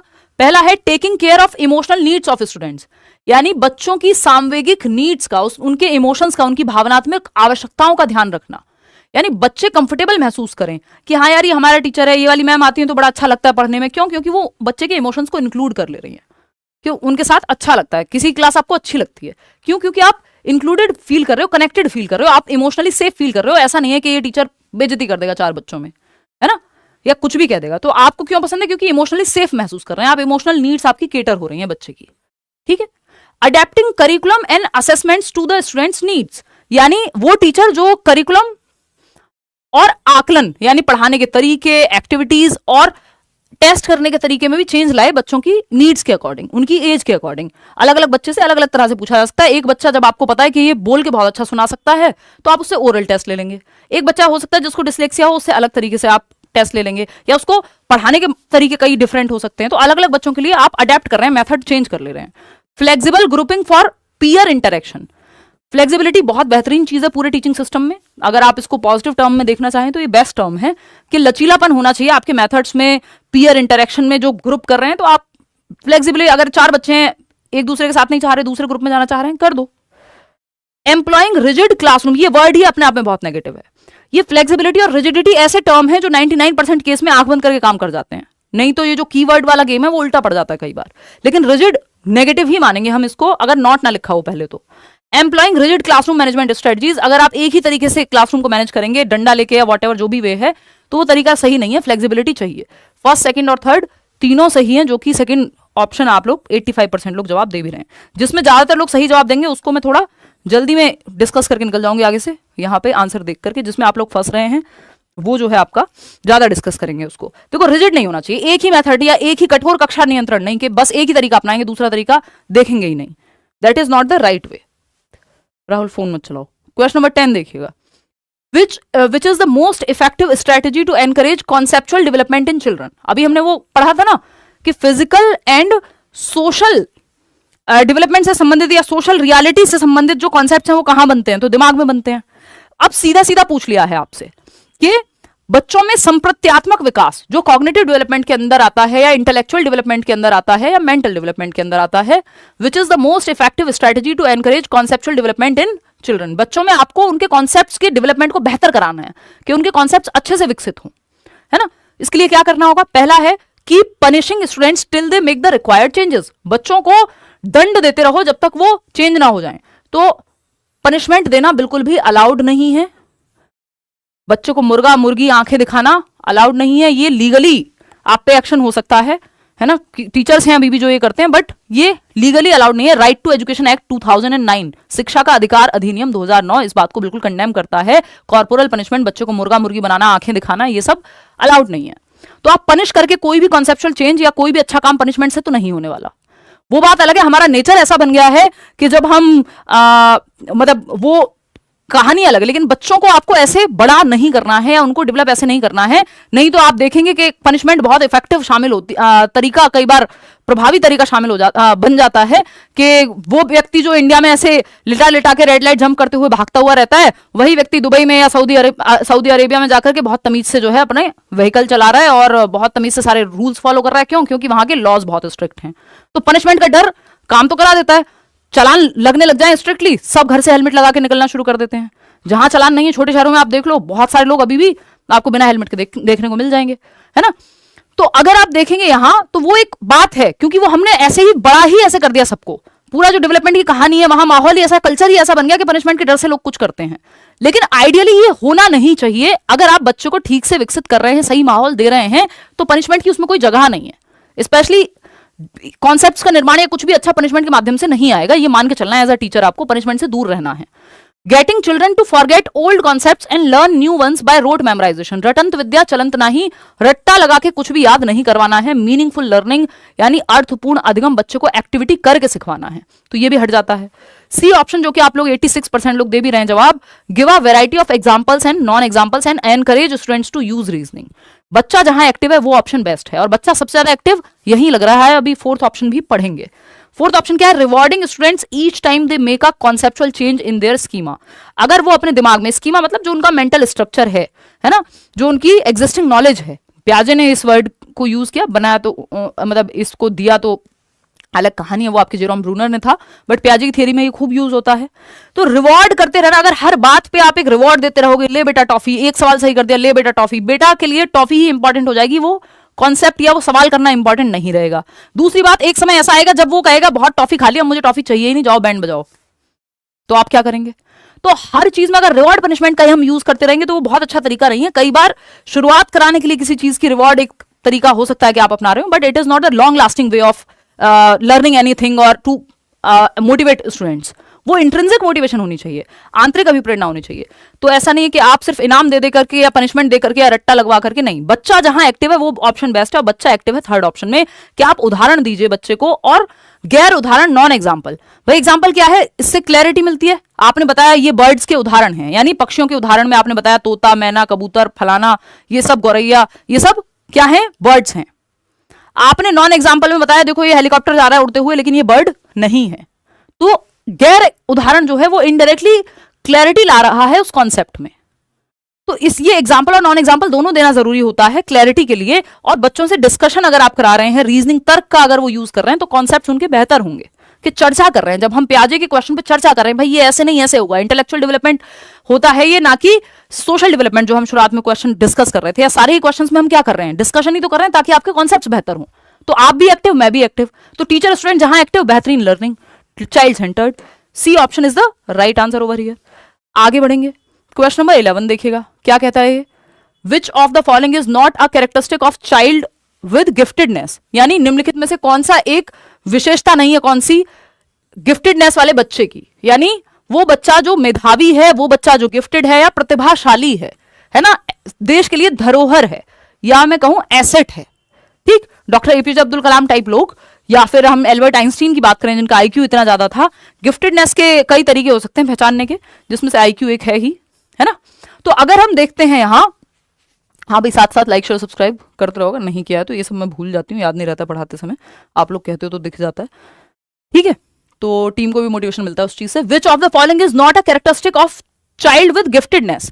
भाई एक बच्चा जो मेधावी है उसका लक्षण नहीं है, नॉट, गिफ्टेडनेस का उदाहरण नहीं है। देखते हैं, यानी एक बच्चा जो हाई आईक्यू नहीं रखता या बहुत मेधावी नहीं है, कौन सा बच्चा होगा पहचानना है आपको। High level of commitment, ACC से मैंने आपको याद कराया हुआ है, जो लोग नए जुड़े हैं अभी बता दूंगी, ठीक। हाई लेवल ऑफ कमिटमेंट क्या है? उच्च स्तर का समर्पित भाव या कमिटमेंट, जब तक तोड़ेंगे नहीं तब तक छोड़ेंगे नहीं। दशरथ मांझी कि पहाड़ के सीने को चीर करके रास्ता बना देना है, कमिटमेंट है कि पेपर तो निकालना है चाहे कुछ हो जाए, कमिटमेंट है ना। तो हाई लेवल ऑफ कमिटमेंट बिल्कुल सही है।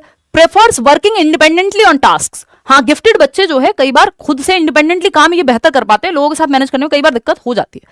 यानी इनको ऐसा नहीं है कि 4 लोग चाहिए, अरे बहन बाजार से सामान लाना है, तू भी चल, ये भी चल, वो भी चल। मैं देखती हूँ लोग हेयर कट कराने अकेले नहीं जा सकते हैं, है ना, उनको हर चीज में 4 लोग साथ चाहिए। कोई बुरी बात नहीं है, 4 लोग साथ चाहिए, यारी दोस्ती सबकी होनी चाहिए, सारा कुछ सही है। बट अगर आप यही सोचेंगे कि कोई मेरे साथ होगा तब मैं काम करूंगी, तब मैं तैयारी करूंगी, तब मैं जीवन जीऊंगी, तब मैं नौकरी लूंगी, या मैं तो नौकरी अपने शहर में ही लूंगी, मैं तो नहीं जाऊंगी कहीं और किसी स्टेट में, तो फिर आधा जीवन आपका गया तबाही में, है ना। फिर आप बिल्कुल पक्का है कि किसी ना किसी दिन आप इतने डिपेंडेंट हो जाएंगे जिसकी हद नहीं है, ठीक है ना। तो ये प्रेफर करते हैं वर्किंग इंडिपेंडेंटली ऑन टास्क, के ज्यादा इंतजार में नहीं है कि कोई और आजादी के लिए लड़ेगा तब हम लड़ेंगे। अगर यही सोचा होता सबने, भगत सिंह ने और गांधी जी ने और सबने, तो फिर तो कोई नहीं लड़ता।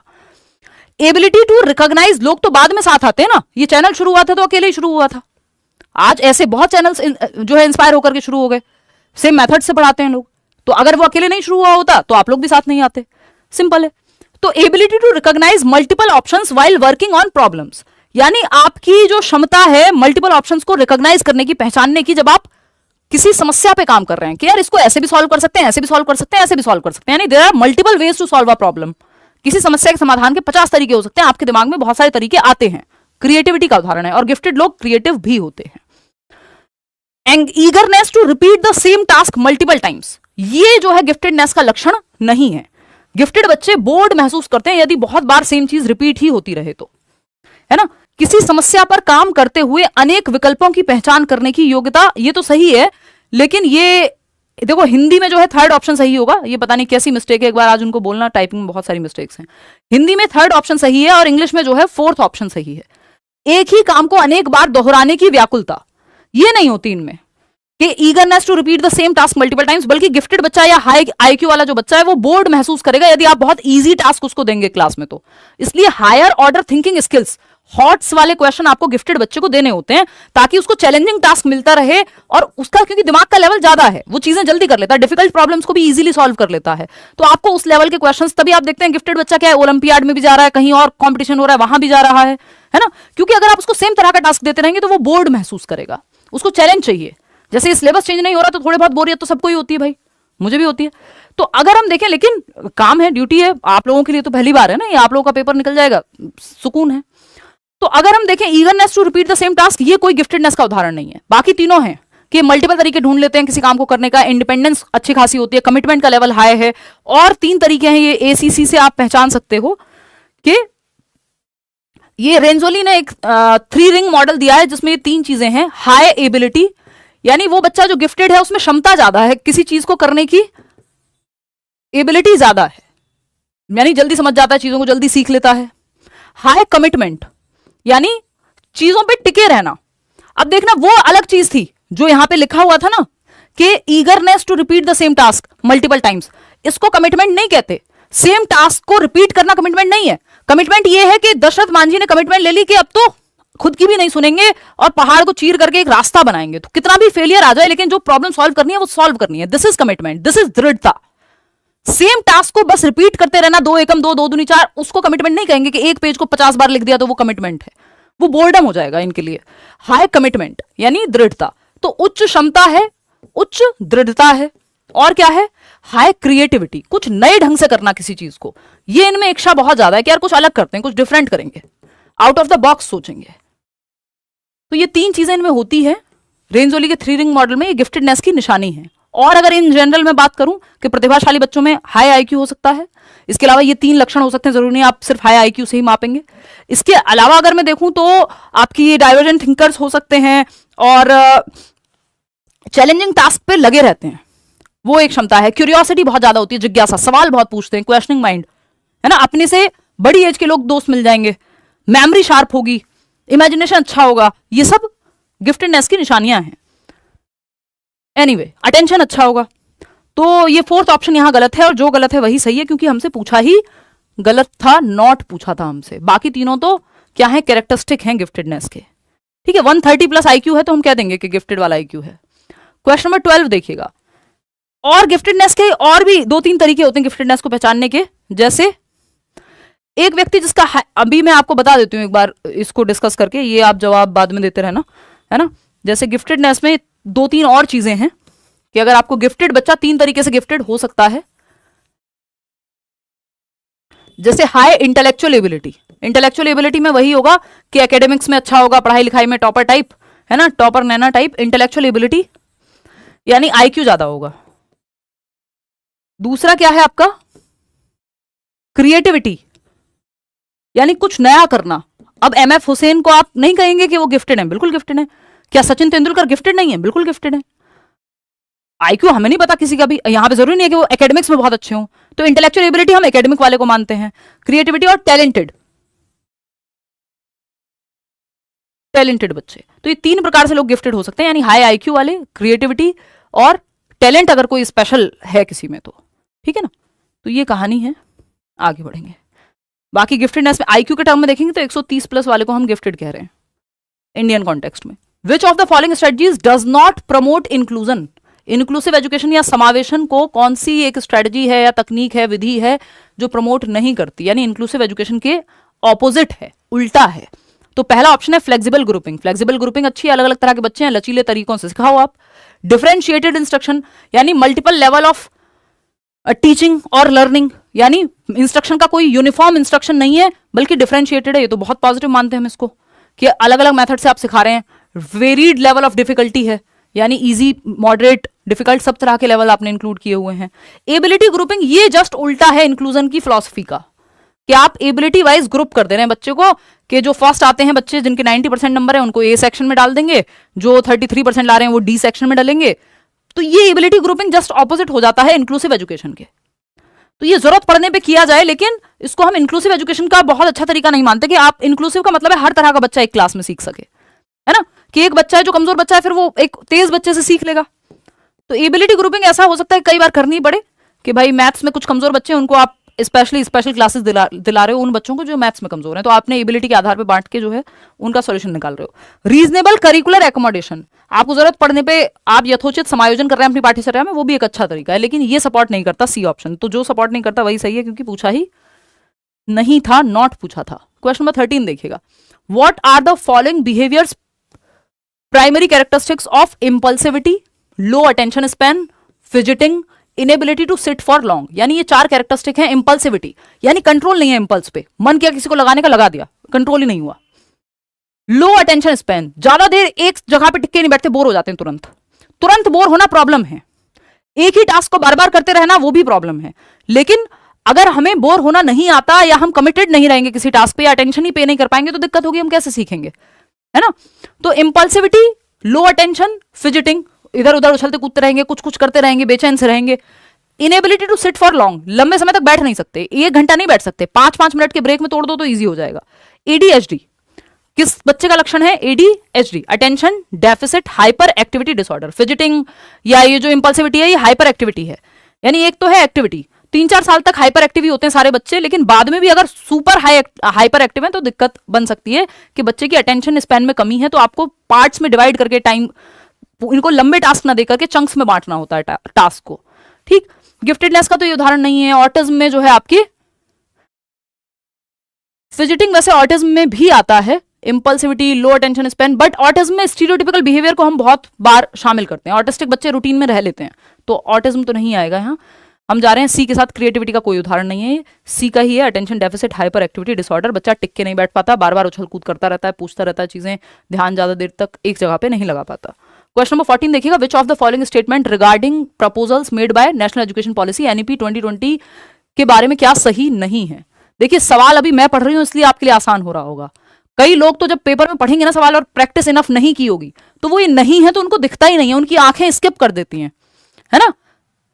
जैसे किसी पसंदीदा इंसान को देख के लोग दुनिया भूल जाते हैं, ऐसे ही ये सवाल पढ़ते हुए नॉट भूल जाते हैं लोग। तो ये आपको नहीं करना है, बहुत ध्यान से सवाल पढ़ना है, नहीं तो नंबर चला जाएगा पानी में। तो एनईपी के अकॉर्डिंग कौन सी एक बात सही नहीं है, या एनईपी में कौन सी बात नहीं कही गई है, जो नेशनल एजुकेशन पॉलिसी है किस बात को नहीं दर्शाती है। तो पहला ऑप्शन है NEP 2020 proposes that a variety of methods and strategies such as group work and role plays be used for assessment। देखिए जहां बच्चा एक्टिव है, बच्चों को एक्टिव रखने की बात कोई भी पॉलिसी कोई भी फ्रेमवर्क करेगा, ठीक है ना, तो ये तो सही मानेंगे हम। NEP 2020 proposes shift from formative to summative, ये हमें गड़बड़ लग रहा है क्योंकि फॉर्मेटिव एक्टिविटी बेस्ड होता है, समेटिव टू फॉर्मेटिव की बात कही गई है कि समेटिव से शिफ्ट करके फॉर्मेटिव पे ले आओ, एक्टिविटी बेस्ड पे ले आओ, ये गलत लग रहा है और यही सही है क्योंकि गलत ही पूछा है। फिर भी बाकी के दो ऑप्शन चेक करेंगे। NEP 2020 proposes that apart from assessment by the teacher other ways such as self assessment, peer assessment, 360 degree आकलन, बच्चा खुद का आकलन खुद करे, उसका टीचर उसका आकलन करे, उसके साथी समूह उसके दोस्त उसका आकलन करें, ये तो बात कही गई है। यानी बच्चा एक्टिव है, अगर आपको कुछ नहीं पता आप सिंपल देख लो बच्चा कहां एक्टिव नहीं है, वही ऑप्शन गलत हो जाएगा।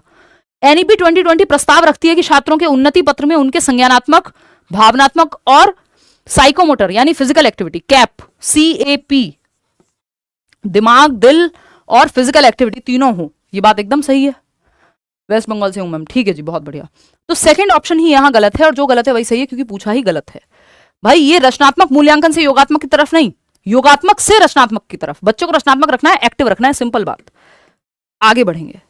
क्वेश्चन नंबर 15 देखिएगा, ये क्या कहता है। In the context of cognitive and language development who said thought comes first then language, यानी जब हम संज्ञानात्मक विकास की और भाषा विकास की बात कर रहे हैं, भाई आपको पता है कॉग्निटिव डेवलपमेंट आपका लैंग्वेज डेवलपमेंट से ही जुड़ा हुआ है, ठीक है अभिजीत। तो अब कॉग्निटिव डेवलपमेंट यानी आपके दिमाग का विकास, आपकी भाषा और दिमाग इंटर रिलेटेड है भाई। आज जनरली देखेंगे जिनका लैंग्वेज डेवलपमेंट ठीक ठाक है, संज्ञान, थिंकिंग, रीजनिंग, प्रॉब्लम सॉल्विंग, ये सब भी ठीक ठीक काम करती हैं, ठीक। अगर हम देखते हैं यहां तो in the context of cognitive and language development who said thought comes first then language, यानी पहले विचार आया, भाषा बाद में आई। पहले विचार, विचार से भाषा की ओर जा रहे हैं आप, language to sorry thought to language, कौन कह रहा है ये संज्ञानात्मक विकास के पक्ष में? जीन प्याजे। कितने लोग सही जवाब दे रहे हैं? 67%, बहुत बढ़िया। जीन प्याजे कह रहे हैं कि पहले विचार आता है बाद में भाषा आती है, यानी ये पेन देख के किसी के दिमाग में विचार आया होगा, उस बच्चे के दिमाग में भी जिसके पास भाषा अभी नहीं है, भाषा में भी वो बाद में विकसित करे, तो विचार से भाषा आई, ये प्याजे कह रहे हैं। वाइगॉत्स्की क्या कह रहे हैं? वाइगॉत्स्की इसका उल्टा नहीं कह रहे हैं। कई लोगों को लगता है वाइगॉत्स्की कह रहे हैं लैंग्वेज से थॉट आता है, नहीं, वो कह रहे हैं थॉट और लैंग्वेज साथ साथ चलते हैं, बाद में जाके मर्ज हो जाते हैं 3 से 6 वर्ष की उम्र में, कि विचार भी है और भाषा भी है, समानांतर रूप से चल रहे हैं। प्याजे के वाइगॉत्स्की के अकॉर्डिंग दोनों पैरेलली चलते हैं और बाद में मर्ज हो जाते हैं, ये वाइगॉत्स्की कहेंगे कि थॉट और लैंग्वेज। लेकिन प्याजे क्या कह रहे हैं? पहले विचार आता है फिर भाषा आती है, तो first option is the right answer. आगे बढ़ेंगे। क्वेश्चन नंबर 16 देखिएगा। क्वेश्चन नंबर 16 क्या कहता है? Several television commercials depict men and women in stereotypical roles. बहुत सारे ऐसे एडवर्टीजमेंट हैं टीवी पे जो महिलाओं और पुरुषों को रूढ़िवादी भूमिकाओं में दर्शाते हैं, जैसे महिलाएं किचन में खाना बना रही होंगी, कपड़े धुलने का ऐड होगा तो महिलाएं दिखा दी जाएंगी उसमें, है ना, और स्कूटी चलाने का ऐड होगा या बाइक चलाने का ऐड होगा या एडवेंचरस काम हो रहे होंगे तो पुरुष दिखा दिए जाएंगे। ये क्या है? स्टीरियोटिपिकल डिपिक्शन है, मतलब मेल्स के लिए या बॉयज मतलब ब्लू कलर और गर्ल्स मतलब पिंक कलर, स्टीरियोटाइप है, दिमाग में बिठा दो जबरदस्ती, रूढ़िवादिता है। कलर का जेंडर से या सेक्स से कोई लेना देना नहीं है, समाज ने बनाया है, ठीक। बहुत से टेलीविजन विज्ञापनों में पुरुष महिलाओं के उनके रूढ़िवादी भूमिकाओं में दर्शाते हैं, यानी जो चला आ रहा है, लॉजिक हो नहीं हो बस चला आ रहा है। एक अध्यापिका को अपनी कक्षा में इस विषय पर किस प्रकार चर्चा करनी चाहिए? अब आप एक टीचर हैं, आप जानते हैं ये स्टीरियोटाइप है, लॉजिक नहीं है, बस रूढ़िवादिता है, परंपरा है जी। भैया भी गए थे, चाचा भी गए थे, फलाने भी गए थे, सब जाते हैं पढ़ने लंदन, कभी खुशी कभी गम, परंपरा है। क्यों है किसी को नहीं पता। तो कई बार स्टीरियोटाइप्स बेसिकली स्टीरियोटाइप्स कहे इसलिए जा रहे हैं क्योंकि वो इतने अब्यूज हो चुके हैं कि मतलब सबको स्टीरियोटाइप कहीं ना कहीं एक जनरलाइजेशन ड्रॉ कर रहे हैं, इंडिविजुअल डिफरेंसेस को काउंट ही नहीं कर रहे कहीं ना कहीं, ठीक है। तो कुप्रथाएं भी आपकी स्टीरियोटाइप में ही चली जाएंगी। बी ऑप्शन कह रहे हैं कितने? 76% लोग। चलिए देखते हैं टीचर को क्या करना चाहिए। She should encourage students to analyse it critically and arrive at a reasonable decision. ये बात सही है कि टीचर को चाहिए कि वो बच्चों से क्या करे? आलोचनात्मक दृष्टि से विश्लेषण करने को कहे, यानी बच्चों को प्रोत्साहित करे कि भाई क्रिटिकली एनालाइज करो, यानी फैक्ट क्या है, ओपिनियन क्या है, साइंटिफिकली क्या एविडेंस है, इस पे चर्चा हो। ऐसा नहीं कि किसी ने कह दिया अरे लड़कियां तो घर का ही काम करती हैं, क्यों करती हैं, अब जैसे ही क्यों आएगा आधे लोगों के पास जवाब नहीं होगा। जो जवाब होगा वो कोई साइंटिफिक या लॉजिकल जवाब नहीं होगा, वो घिसा पिटा जो चला आ रहा है वही जवाब होगा। तो जब चर्चा होगी लॉजिक के साथ, फैक्ट्स के साथ, साइंटिफिक बातों पे, तो अपने आप ही स्टीरियोटाइप्स धराशाही हो जाएंगे, है ना। एनीवे, तो she should encourage students to accept statements, नहीं एक्सेप्ट नहीं करना है कि जो देखा बस एक्सेप्ट कर लिया, क्वेश्चन करना है। She should encourage students to reach conclusion on the basis of given fact, जो भी कमर्शियल में दिया गया है उस पर कंक्लूजन में पहुंचाओ, नहीं भाई क्रिटिकली डिस्कस करो, हर एक पहलू से देखना, किसी चीज का आकलन करना। She should encourage students to imitate the behaviour of man and women shown in the commercial, कि जो दिखाया जा रहा है उसी की नकल करो। तुम लड़की हो घर घर खेलो, लड़का है तो कुछ और खेले, वो जाके मोटरसाइकिल चलाए। तो ये स्टीरियोटाइप का उदाहरण है। Second option is the right answer कि क्रिटिकली एनालाइज किया जाना चाहिए, हर एक पहलू से इस पर डिस्कशन डिबेट होने चाहिए और तब लॉजिक का इस्तेमाल करके कंक्लूजन में पहुंचे आप। हार्वर्ड गार्डनर प्रपोज्ड दैट, भाई गार्डनर के अनुसार जो बुद्धि के बारे में उन्होंने क्या कहा है, intelligence is a practical goal oriented activity, intelligence comprises of 7 intelligences in a hierarchical order, बुद्धि जो है 7 बुद्धियों का अनुक्रमित नियोग है, यानी बढ़ते क्रम में, हायरार्की में, सीढ़ी नुमा जो हम आकृति बोलते हैं हायरार्की को, कि कॉम्प्लेक्सिटी सिंपल टू कॉम्प्लेक्स जाता रहता है ये 7 टाइप्स। या फिर intelligence is a generic ability that he labelled as g factor, g factor की बात, जनरल इंटेलिजेंस की बात स्पीयरमैन करते हैं, ना कि हार्वर्ड गार्डनर। तो ये तो कोई सेंस बनता नहीं है इसका, कट कर देते हैं इसको। इंटेलिजेंस और लेबल करना है नहीं हमें। Intelligence comprises of several kinds of human abilities, ये बात हमें सुनने में सही लग रही है, 60% लोग सही जवाब दे रहे हैं, इसमें भी बहुत सारे परसेंट लोग होंगे, कितने परसेंट लोग हैं जो ये सेकंड ऑप्शन कह रहे हैं, 27%। जबकि मैंने आपको ये क्लियर किया है कि भैया हायरार्की में नहीं बांटा है उन्होंने, जो 7 प्रकार हैं, पहली बात तो 8 प्रकार हैं अगर आप एनसीईआरटी के अकॉर्डिंग देखते हैं, लेटेस्ट एनसीईआरटी के अकॉर्डिंग, प्रकार तो उससे भी ज्यादा है लेकिन एनसीईआरटी 8 प्रकार को मानती है, आपकी 11th-12th की साइकोलॉजी की एनसीईआरटी। 7 प्रकार 1983 में थे जब फ्रेम्स ऑफ माइंड करके उनकी एक किताब आई थी, फ्रेम्स ऑफ माइंड नाम की पुस्तक आई थी 1983 में, 1983 में हार्वर्ड गार्डनर की, तब उन्होंने 7 टाइप्स ऑफ इंटेलिजेंस की बात की थी। और ये 7 टाइप्स या आज की डेट में जो 8 टाइप्स हम पढ़ते हैं वो हायरार्की में ऑर्गेनाइज्ड नहीं है कि पहला ये है, फिर दूसरा ये है, फिर तीसरा ये है, फिर चौथा ये है, कोई सीक्वेंस की जरूरत नहीं है। और ऐसा नहीं है कि ये सिंपल टू कॉम्प्लेक्स में है कि लेवल 1 है, लेवल 2 है, लेवल 3 है, ऐसा नहीं है। यहाँ किसी के लेवल नहीं निकलते हैं, 8 अलग अलग प्रकार हैं, ठीक है जी। तो ये कहना गलत होगा कि कोई हायरार्किकल ऑर्डर है, कोई सिंपल टू कॉम्प्लेक्स का ऑर्डर है, ऐसा गलत होगा कहना।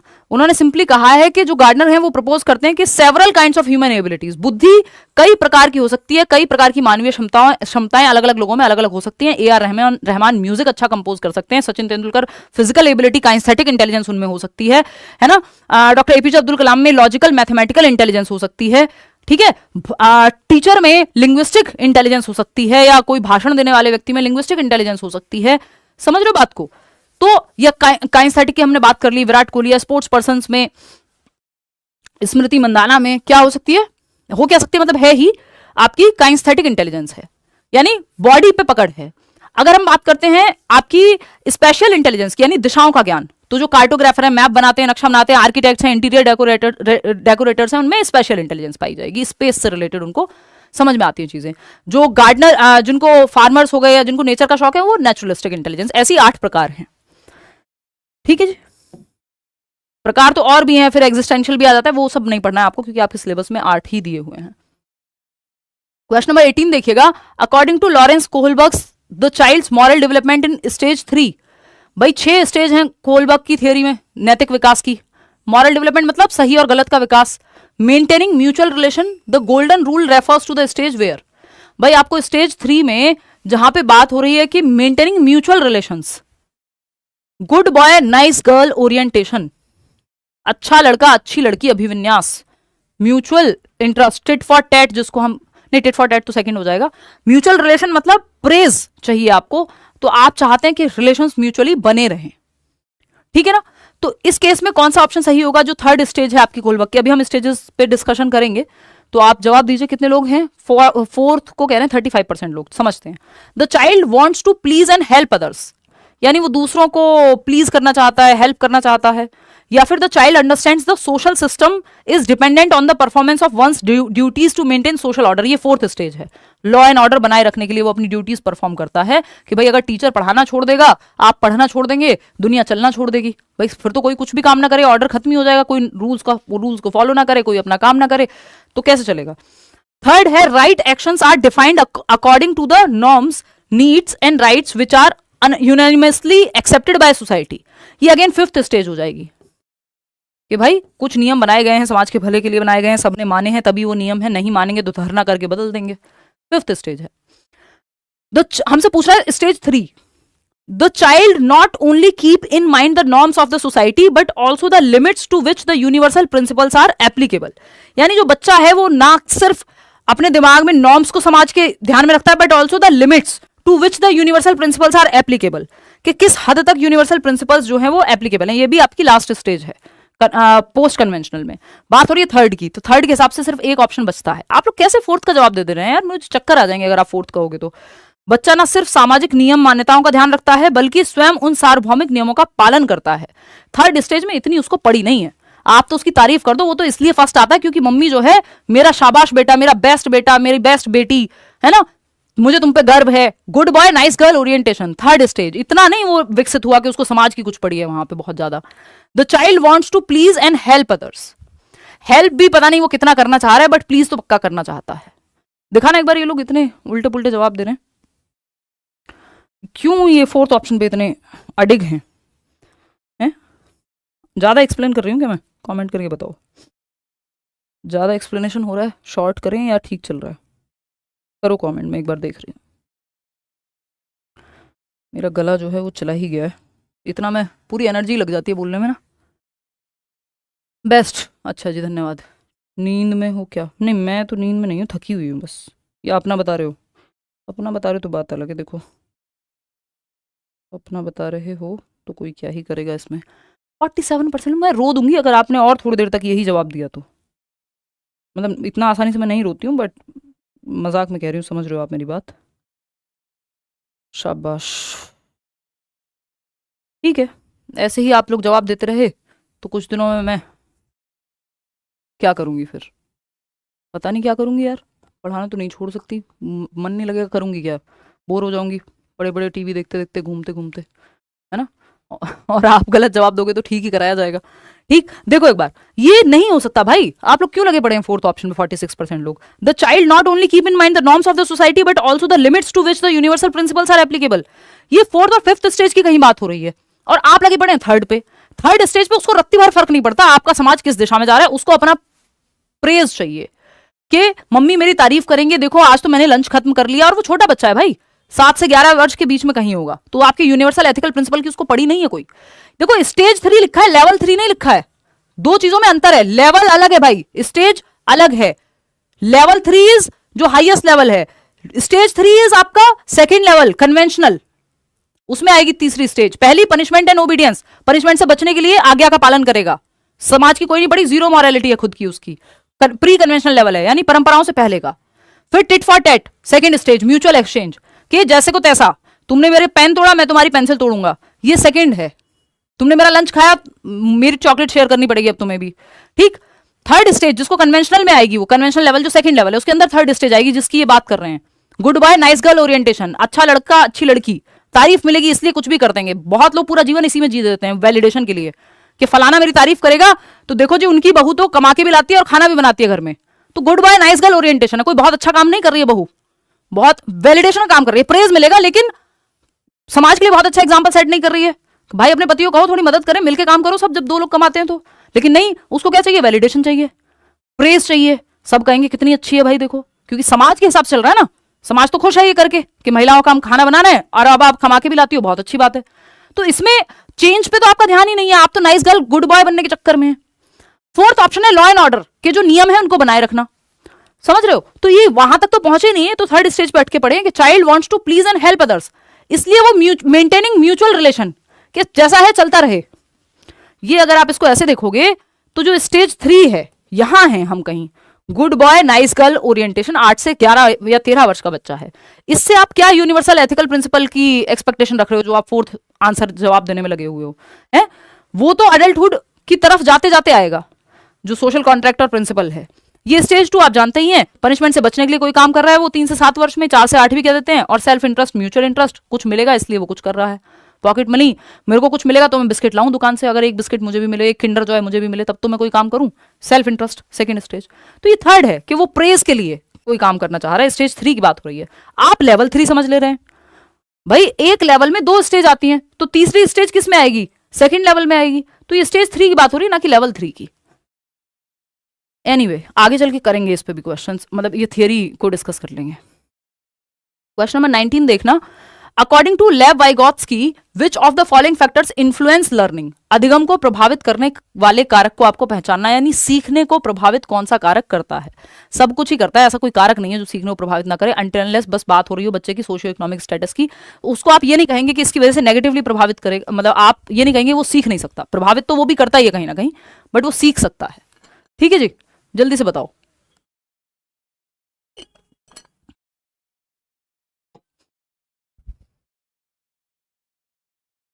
सी ऑप्शन कह रहे हैं आप लोग, सी मतलब ये, चलो ठीक दे रहे हो जवाब, 88%, बहुत बढ़िया। बिल्कुल, वाइगोत्स्की की बात आती है, सिंपल 3 फैक्टर्स हैं, सोसाइटी, कल्चर और लैंग्वेज, समाज संस्कृति, और इनकी थियरी का नाम है सामाजिक सांस्कृतिक सिद्धांत या उपागम, यानी बच्चे के दिमाग का विकास समाज, संस्कृति और भाषा, जो कि ग्रेटेस्ट टूल कहते हैं कि लैंग्वेज के माध्यम से आप अपने दिमाग का विकास कर सकते हो।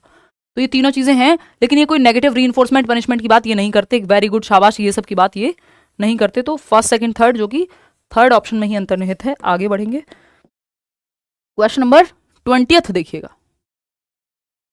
क्वेश्चन नंबर 20 देखिएगा, अकॉर्डिंग टू जीन पियाजे which of the following questions will be answered only by the children in formal operational stage? यानी कौन से प्रकार का सवाल होगा जो 11+ ईयर्स का बच्चा ही फॉर्मल ऑपरेशनल यानी औपचारिक संक्रियात्मक अवस्था, जो आखिरी अवस्था है पियाजे की स्टेज में, SPCF लास्ट स्टेज का बच्चा ही जवाब दे पाएगा कौन से सवाल का? तो आपको 4 सवाल पढ़ने हैं और निकालना है जवाब। रौनक 8 11 चॉकलेट्स, रौनक एक बच्चा है जिसने कुछ 11 चॉकलेट खाई।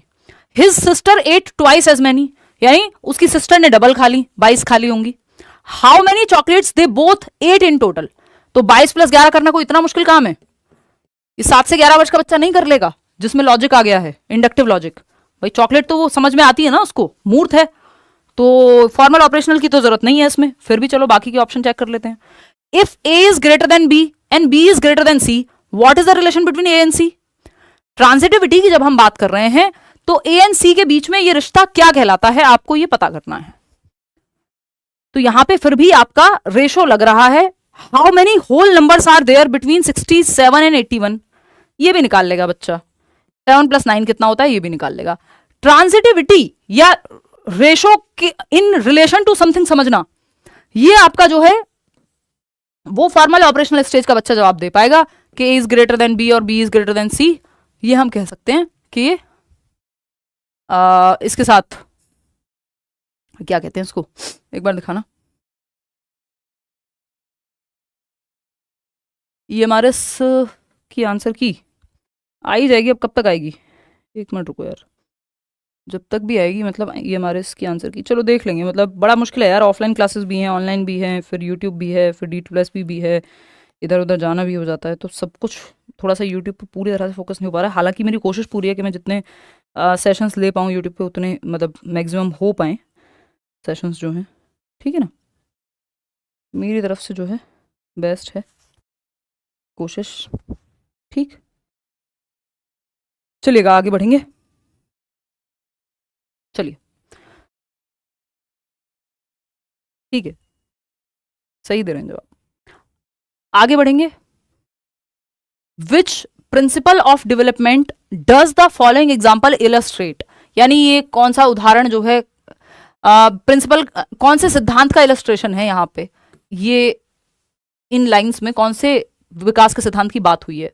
The development of a child does not take a straight path, it turns back and moves and then moves forward again, यानी कोई स्ट्रेट लाइन का पाथ नहीं अपनाता। डेवलपमेंट का जो चार्ट है, डेवलपमेंट की जो प्रोसेस है, ये आगे बढ़ती है फिर पीछे आती है, आगे बढ़ती है फिर पीछे आती है और फिर से आगे बढ़ती है, यानी स्पाइरल वर्सेस लीनियर डेवलपमेंट की बात हो रही है।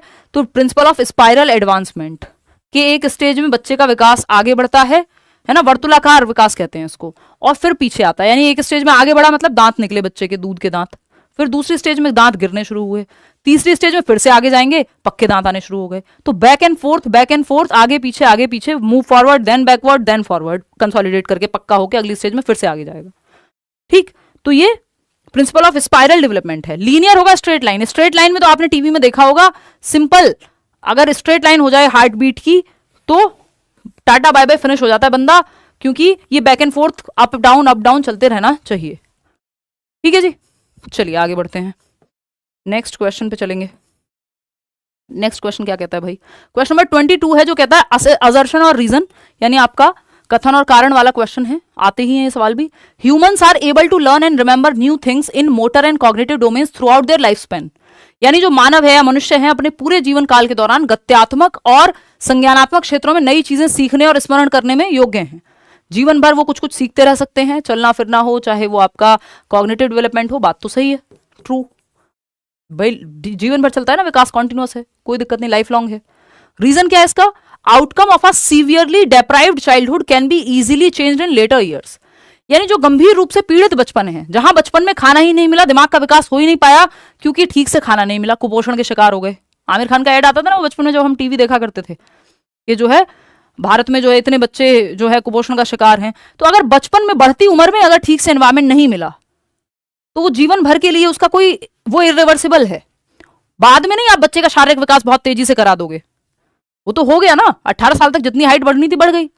अब जब आपको न्यूट्रिशन ही नहीं मिला उस दौरान तो कहां से आप बाद में चेंज कर दोगे, बाद में बहुत अच्छा खिलाते हो 1 कुंटल, बचपन में मिला नहीं 1 ग्राम भी, तो उसका इरिवर्सिबिलिटी है उसमें, तो ये तो फॉल्स हो जाएगा। तो A is true but R is false. कितने लोग सही जवाब दे रहे हैं, थर्ड ऑप्शन बिल्कुल 53% लोग। चलिए खैर आगे बढ़ते हैं, question number 23, what is meant by sensitive period in child development. ये क्वेश्चन घुमा फिरा के हर बार आता है कि संवेदनशील पीरियड या संवेदनशील अवधि का क्या मतलब है, क्रिटिकल पीरियड का क्या मतलब है ना, ये लगभग हर बार पूछ लिया जाता है घुमा फिरा करके।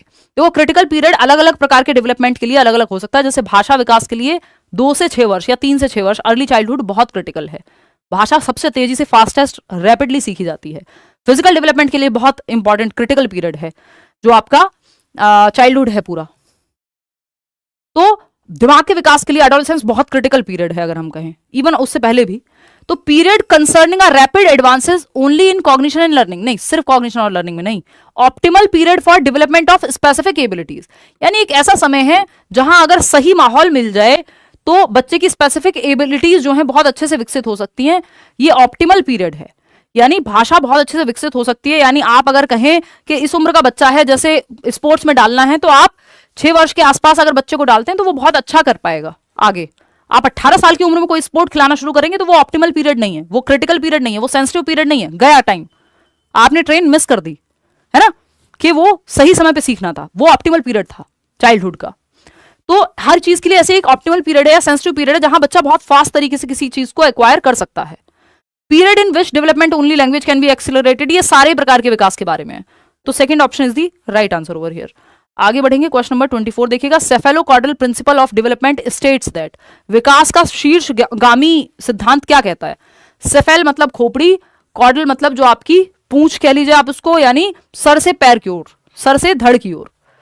Development proceeds from head to toe, बिल्कुल ये लॉन्गिट्यूडिनल या सेफेलोकॉर्डल बोलते हैं इसको, क्या कहते हैं, लंबवत या शीर्षगामी। शीर्ष मतलब सर से आपके पैर की ओर, लॉन्गिट्यूडिनल।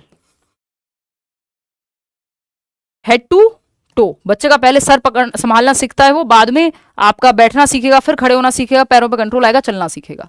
तो सर से पैर की ओर जा रही है विकास की दिशा, जो कि 92% लोग बिल्कुल सही जवाब दे रहे हैं, सिर से पांव तक ये शीर्षगामी है या हेड टू टो है। Proceeds from centre to extremities, ये प्रॉक्सिमो डिस्टल है, सिरोध पदोन्मुखी जिसको हम कहते हैं, सिर से पैर, near to far, centre to periphery, ठीक है।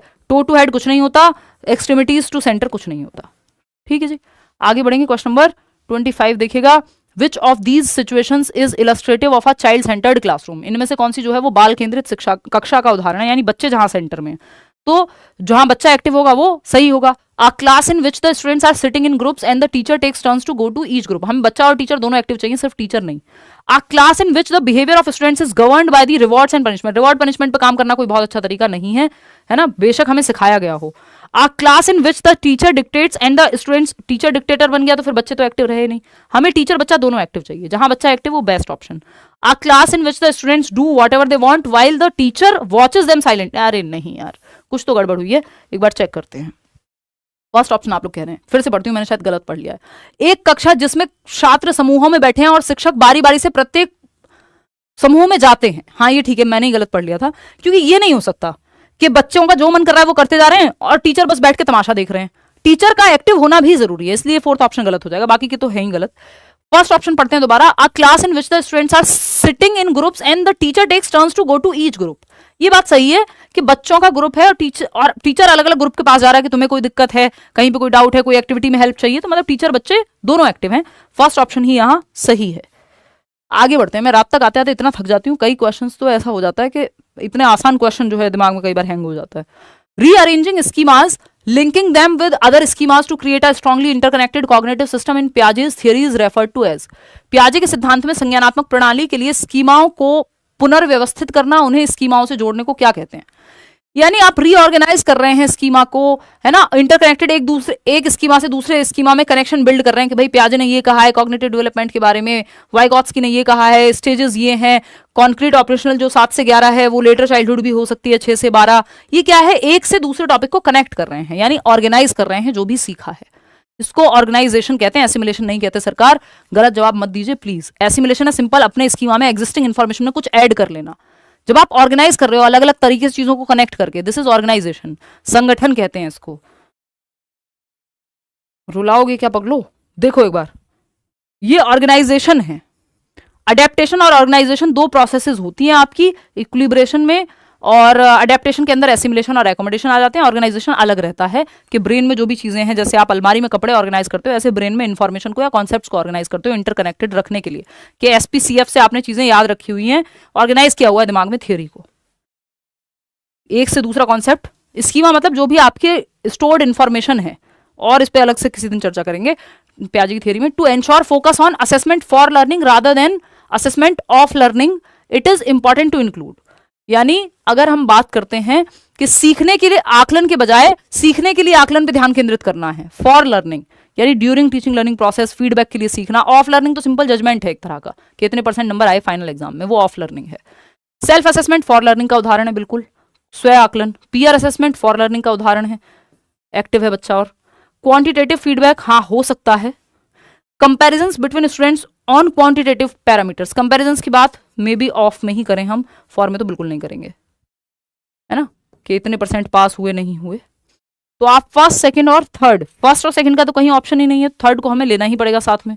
क्वांटिटेटिव फीडबैक भी आ सकता है फॉर लर्निंग में, ऐसा नहीं है कि हम नहीं ले सकते हैं, क्वांटिटेटिव फीडबैक को ले सकते हैं। और पीयर और सेल्फ असेसमेंट तो आ ही जाएगा। Second option, first second third, आप लोग मैक्सिमम लोगों ने सही जवाब आई थिंक दिया है, मिस हो गया है आप लोग 73% लोगों ने सही दिया, तो ठीक ही है। क्वेश्चन नंबर 28 देखते हैं। मतलब a student is feeling very nervous and having high anxiety before the exam, his emotional state is likely to, यानी एक छात्र है जो परीक्षा से जस्ट पहले बहुत घबराया हुआ है, जैसे आप लोगों की हालत होती है, बट आप लोग नहीं घबराएंगे क्योंकि हम लोग बढ़िया से तैयारी करेंगे, आप कॉन्फिडेंट फील करेंगे, एक्साइटेड फील करेंगे। ठीक, एक छात्र परीक्षा से पहले बहुत घबराया हुआ है और उच्च स्तर की चिंता महसूस कर रहा है, एंग्जाइटी है बेसिकली। उसकी इस भावनात्मक स्थिति का प्रभाव क्या पड़ेगा? ये जो इमोशनल स्टेट है कि ही इज एंग्शियस और नर्वस महसूस कर रहा है, इसका क्या प्रभाव पड़ेगा? अगर आप पॉजिटिव इमोशंस फील करेंगे तो आप पॉजिटिवली, आपका दिमाग काम करेगा। कॉग्निशन और इमोशन जो है एक दूसरे को प्रभावित करते हैं, 1 नंबर का टॉपिक है कि आप जैसा महसूस कर रहे हैं वो आपके दिमाग को भी प्रभावित करेगा। तो कॉज इंटरनल मोटिवेशन, नहीं भाई ये तो दिक्कत दे जाएगा, नर्वस है ना वो, तो नेगेटिव इमोशंस एक्सपीरियंस कर रहा है। Have no impact on his performance, ऐसा नहीं है कि प्रभाव नहीं पड़ेगा, फिर तो आप कह रहे हो कॉग्निशन है ही नहीं इंपॉर्टेंट, इमोशंस है ही नहीं इंपॉर्टेंट, ये तो होता नहीं ऐसा। तो इंप्रूव हिज परफॉर्मेंस, जी नहीं, negatively impact his performance in exam. जरूरत से ज्यादा अगर आप एंग्जाइटी या नर्वसनेस महसूस करेंगे तो जो आता होगा वो भी भूल जाएंगे, समझ रहे हो? एक नॉर्मल लेवल का, एक बैलेंस्ड स्टेट तक करना ठीक है ना। और मेरे साथ तो ये पेपर में कई बार हुआ है आज तक कि अगर बहुत अच्छी तैयारी के बावजूद अगर आप वो एग्जाम फियर है या एंग्जाइटी है, तो आप परफॉर्म नहीं कर पाते हैं पेपर में फिर। तो वो बैलेंस में हो तो ठीक है, तो इससे नेगेटिवली इंपैक्ट करेगा ये बच्चे की परफॉर्मेंस को। थोड़ा बहुत प्रेशर तो सब पे ही होता है। क्वेश्चन नंबर 29 देखिएगा, विच of the following is a correctly matched pair of a source of motivation and the type of motivation. आपको टाइप ऑफ मोटिवेशन से स्रोत को जोड़ना है, यानी निम्नलिखित में से कौन सा प्रेरणा के स्रोत और प्रेरणा के प्रकार का सही उदाहरण है। यानी प्रेरणा का प्रकार और प्रेरणा का स्रोत, यानी मोटिवेशन का टाइप कौन सा है और किस टाइप की मोटिवेशन से, किस सोर्स से वो आ रहा है। क्यूरियोसिटी यानी जिज्ञासा, कुछ जानने की इच्छा, सवाल पूछने की इच्छा। ये जिज्ञासा जो है आंतरिक अभिप्रेरणा है। हाँ, जिज्ञासा कोई बाहर नहीं है ना, जिज्ञासा आपकी कोई दोस्त नहीं है, कोई टीवी एक्ट्रेस नहीं है, कोई और कार्टून नहीं है, सिजुका नहीं है जो बाहर से कोई बता रहा हो। क्यूरियोसिटी अंदर से आएगी बाहर की तरफ। इंटरनल मोटिवेशन यानी आपको किसी चीज में इंटरेस्ट है तो आप आंतरिक रूप से अभिप्रेरित होंगे उसको करने के लिए। कोई रिवॉर्ड दे रहा हो आपको जरूरी नहीं है। गाना गा रहे हैं, आपको गाना गाना पसंद है, गाना सुनना पसंद है, कोई रिवॉर्ड दे रहा है आपको? नहीं, फिर भी गा रहे हैं। आप सिंगर हैं और गाना गा रहे हैं, आप कॉन्सर्ट में जा रहे हैं, पैसा मिलेगा, वो एक अलग कहानी है। इंट्रिंसिक मोटिवेशन जिज्ञासा से जुड़ी हुई है। एप्रिसिएशन फ्रॉम पियर्स, दोस्तों से अगर एप्रिसिएशन मिल रहा है, सराहना मिल रही है, अरे यार तुम कितना बढ़िया गाते हो इसलिए गाना गा दो, ये एक्सटर्नल मोटिवेशन है, क्योंकि रीजन बाहर है। जिसका भी रीजन बाहर है वो एक्सटर्नल मोटिवेशन है, एक्सट्रिंसिक है, बाहर है, इंट्रिंसिक नहीं है। प्रेज ऑफ टीचर, प्रेज प्रशंसा एक्सटर्नल है, तो ये भी इंट्रिंसिक नहीं हो सकता, यहां इंट्रिंसिक लिख रखा है। ट्रॉफी भी बाहर होती है ना दुनिया में, दिमाग में थोड़ी होती है ट्रॉफी, एक्सटर्नल है, इन्होंने इंट्रिंसिक कह रखा है, जो कि गलत हो जाएगा। सिर्फ एक ही ऑप्शन सही है, क्यूरियोसिटी अंदर है, इसका रीजन बाहर नहीं है, ये आंतरिक अभिप्रेरणा का उदाहरण है ना। जिज्ञासा है आपको किसी चीज में, क्यूरियोसिटी है, क्वेश्चनिंग है आपके मन में। क्वेश्चन नंबर 30 आज के लिए आखिरी सवाल, विच of the following will not facilitate understanding of a concept. किसी कॉन्सेप्ट, किसी संप्रत्यय की समझ को सुसाध्य या किसी कॉन्सेप्ट की समझ को बेहतर करने में मददगार साबित नहीं होगा। तो asking students to copy the answers from the notes given by teacher, जो नोट्स आपको मिल गए उससे बस कॉपी करके लिख दो 5 बार, इससे कॉन्सेप्ट क्लियर होगा? ये तो रट्टाफिकेशन क्लियर होगा इससे तो, ठीक है ना। फिर भी बाकी ऑप्शंस चेक कर लेते हैं। Asking students to explain that concept in their own words, अगर बच्चों को आपने कहा कि अच्छा ये कॉन्सेप्ट मैंने समझा दिया, अब अपने शब्दों में बताओ। अपने शब्दों में बताने के लिए उसको कॉन्सेप्ट की क्लैरिटी तो होनी चाहिए। तो भाई आप ये कहो कि मूवी देख के आए धुरंधर और उसका समरी बता दो, तो वो बताने के लिए, अपने शब्दों में बताने के लिए आपका कॉन्सेप्ट तो क्लियर होगा, आपने देखी होगी तभी तो बता पाओगे ठीक से। तो ये जो है यहाँ पे ये बात तो सही है, कॉन्सेप्चुअल क्लैरिटी की बात हो रही है, हमें नॉट चाहिए।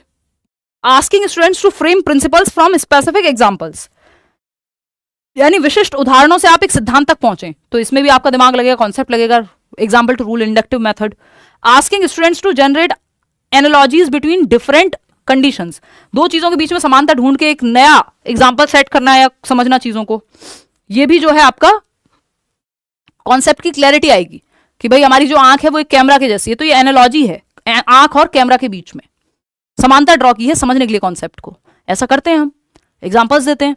लेकिन ये कहना कि बस कॉपी कर लो आंसर को, इसमें कोई भी कॉन्सेप्चुअल क्लैरिटी या कॉन्सेप्चुअल अंडरस्टैंडिंग नहीं है, ये रट्टाफिकेशन है। ये कॉन्सेप्चुअल अंडरस्टैंडिंग को प्रमोट नहीं करता, रटने को प्रमोट करता है, ठीक है। तो first option is the right answer, क्योंकि यही गलत है और जो गलत है वही पूछा है आपसे, गलत ही सही हो गया इसलिए। आउट ऑफ 30 क्वेश्चंस कितने आपने ठीक किए वो बता दीजिएगा, लाइक शेयर सब्सक्राइब ना किया हो वो आप कर लीजिएगा। इसका पीडीएफ हम आपको कल तक दे देंगे, पहले वाले सेशन का भी और इसका भी, फाइनल आंसर्स के साथ मार्क्ड। टेलीग्राम चैनल पे, किसी भी फेक चैनल से आप मत जुड़िएगा।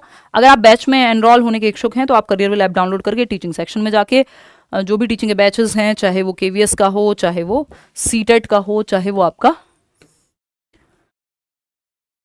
ये हमारे तो अब हो ही गया एग्जाम, कोई भी पेडागोजी स्पेशल हो, D2+B का हो, ठीक है, तो वो आप एनरोल कर सकते हैं। पेडागोजी स्पेशल में सिर्फ सीडीपी पढ़ते हैं हम डिटेल में। चलिए आज के लिए इतना ही। आउट ऑफ 30 कितने क्वेश्चंस ठीक हुए हैं वो आप कमेंट्स में बताएंगे, जो कि आप बता भी रहे हैं, कोई 27 बता रहा है। सवाल कैसे लगे वो आप बताना, धीरे धीरे जो है। हालांकि मैंने इसी तरह का लेवल रखा है कि मिक्स्ड क्वेश्चंस हैं, आसान भी मिलेंगे मुश्किल भी मिलेंगे, और अगर जिसको मुश्किल नहीं लग रहे हैं तो इससे मुश्किल फिर नहीं पूछे जाएंगे, ये मान लेना। क्योंकि जितने मुश्किल सवाल आते हैं, सारे पेपर में मुश्किल सवाल नहीं आते, 2-4 सवाल मुश्किल आते हैं, तो वो लेवल जो है बिल्कुल उसी तरह का मेंटेन है जैसा पेपर में पूछा जाता है, ठीक है। आउट ऑफ 30 कितने ठीक हुए वो आप बता दीजिएगा। आज के लिए इतना ही, थैंक यू सो मच। कल मेरी पूरी कोशिश है कि हम 9 बजे मिलें, 9 सवा 9 जल्दी कोशिश करूंगी कि क्लास शुरू कर दूं, तो लेट हो जाता है रात को उस टाइम तक। और हाँ, I am trying my level best कि मैं मैक्सिमम क्लास ले सकूं, एटलीस्ट हफ्ते में 3 दिन क्लास यूट्यूब पे हो पाए, है ना। चलिए अगले हफ्ते मैं घूमने भी जा रही हूँ, तो तब थोड़ी छुट्टियाँ होंगी। चलिए टेक केयर, बाय बाय, धन्यवाद, बाय। कमेंट्स में बता दीजिएगा कितने नंबर आए, और कहीं कोई डाउट हो तो वो भी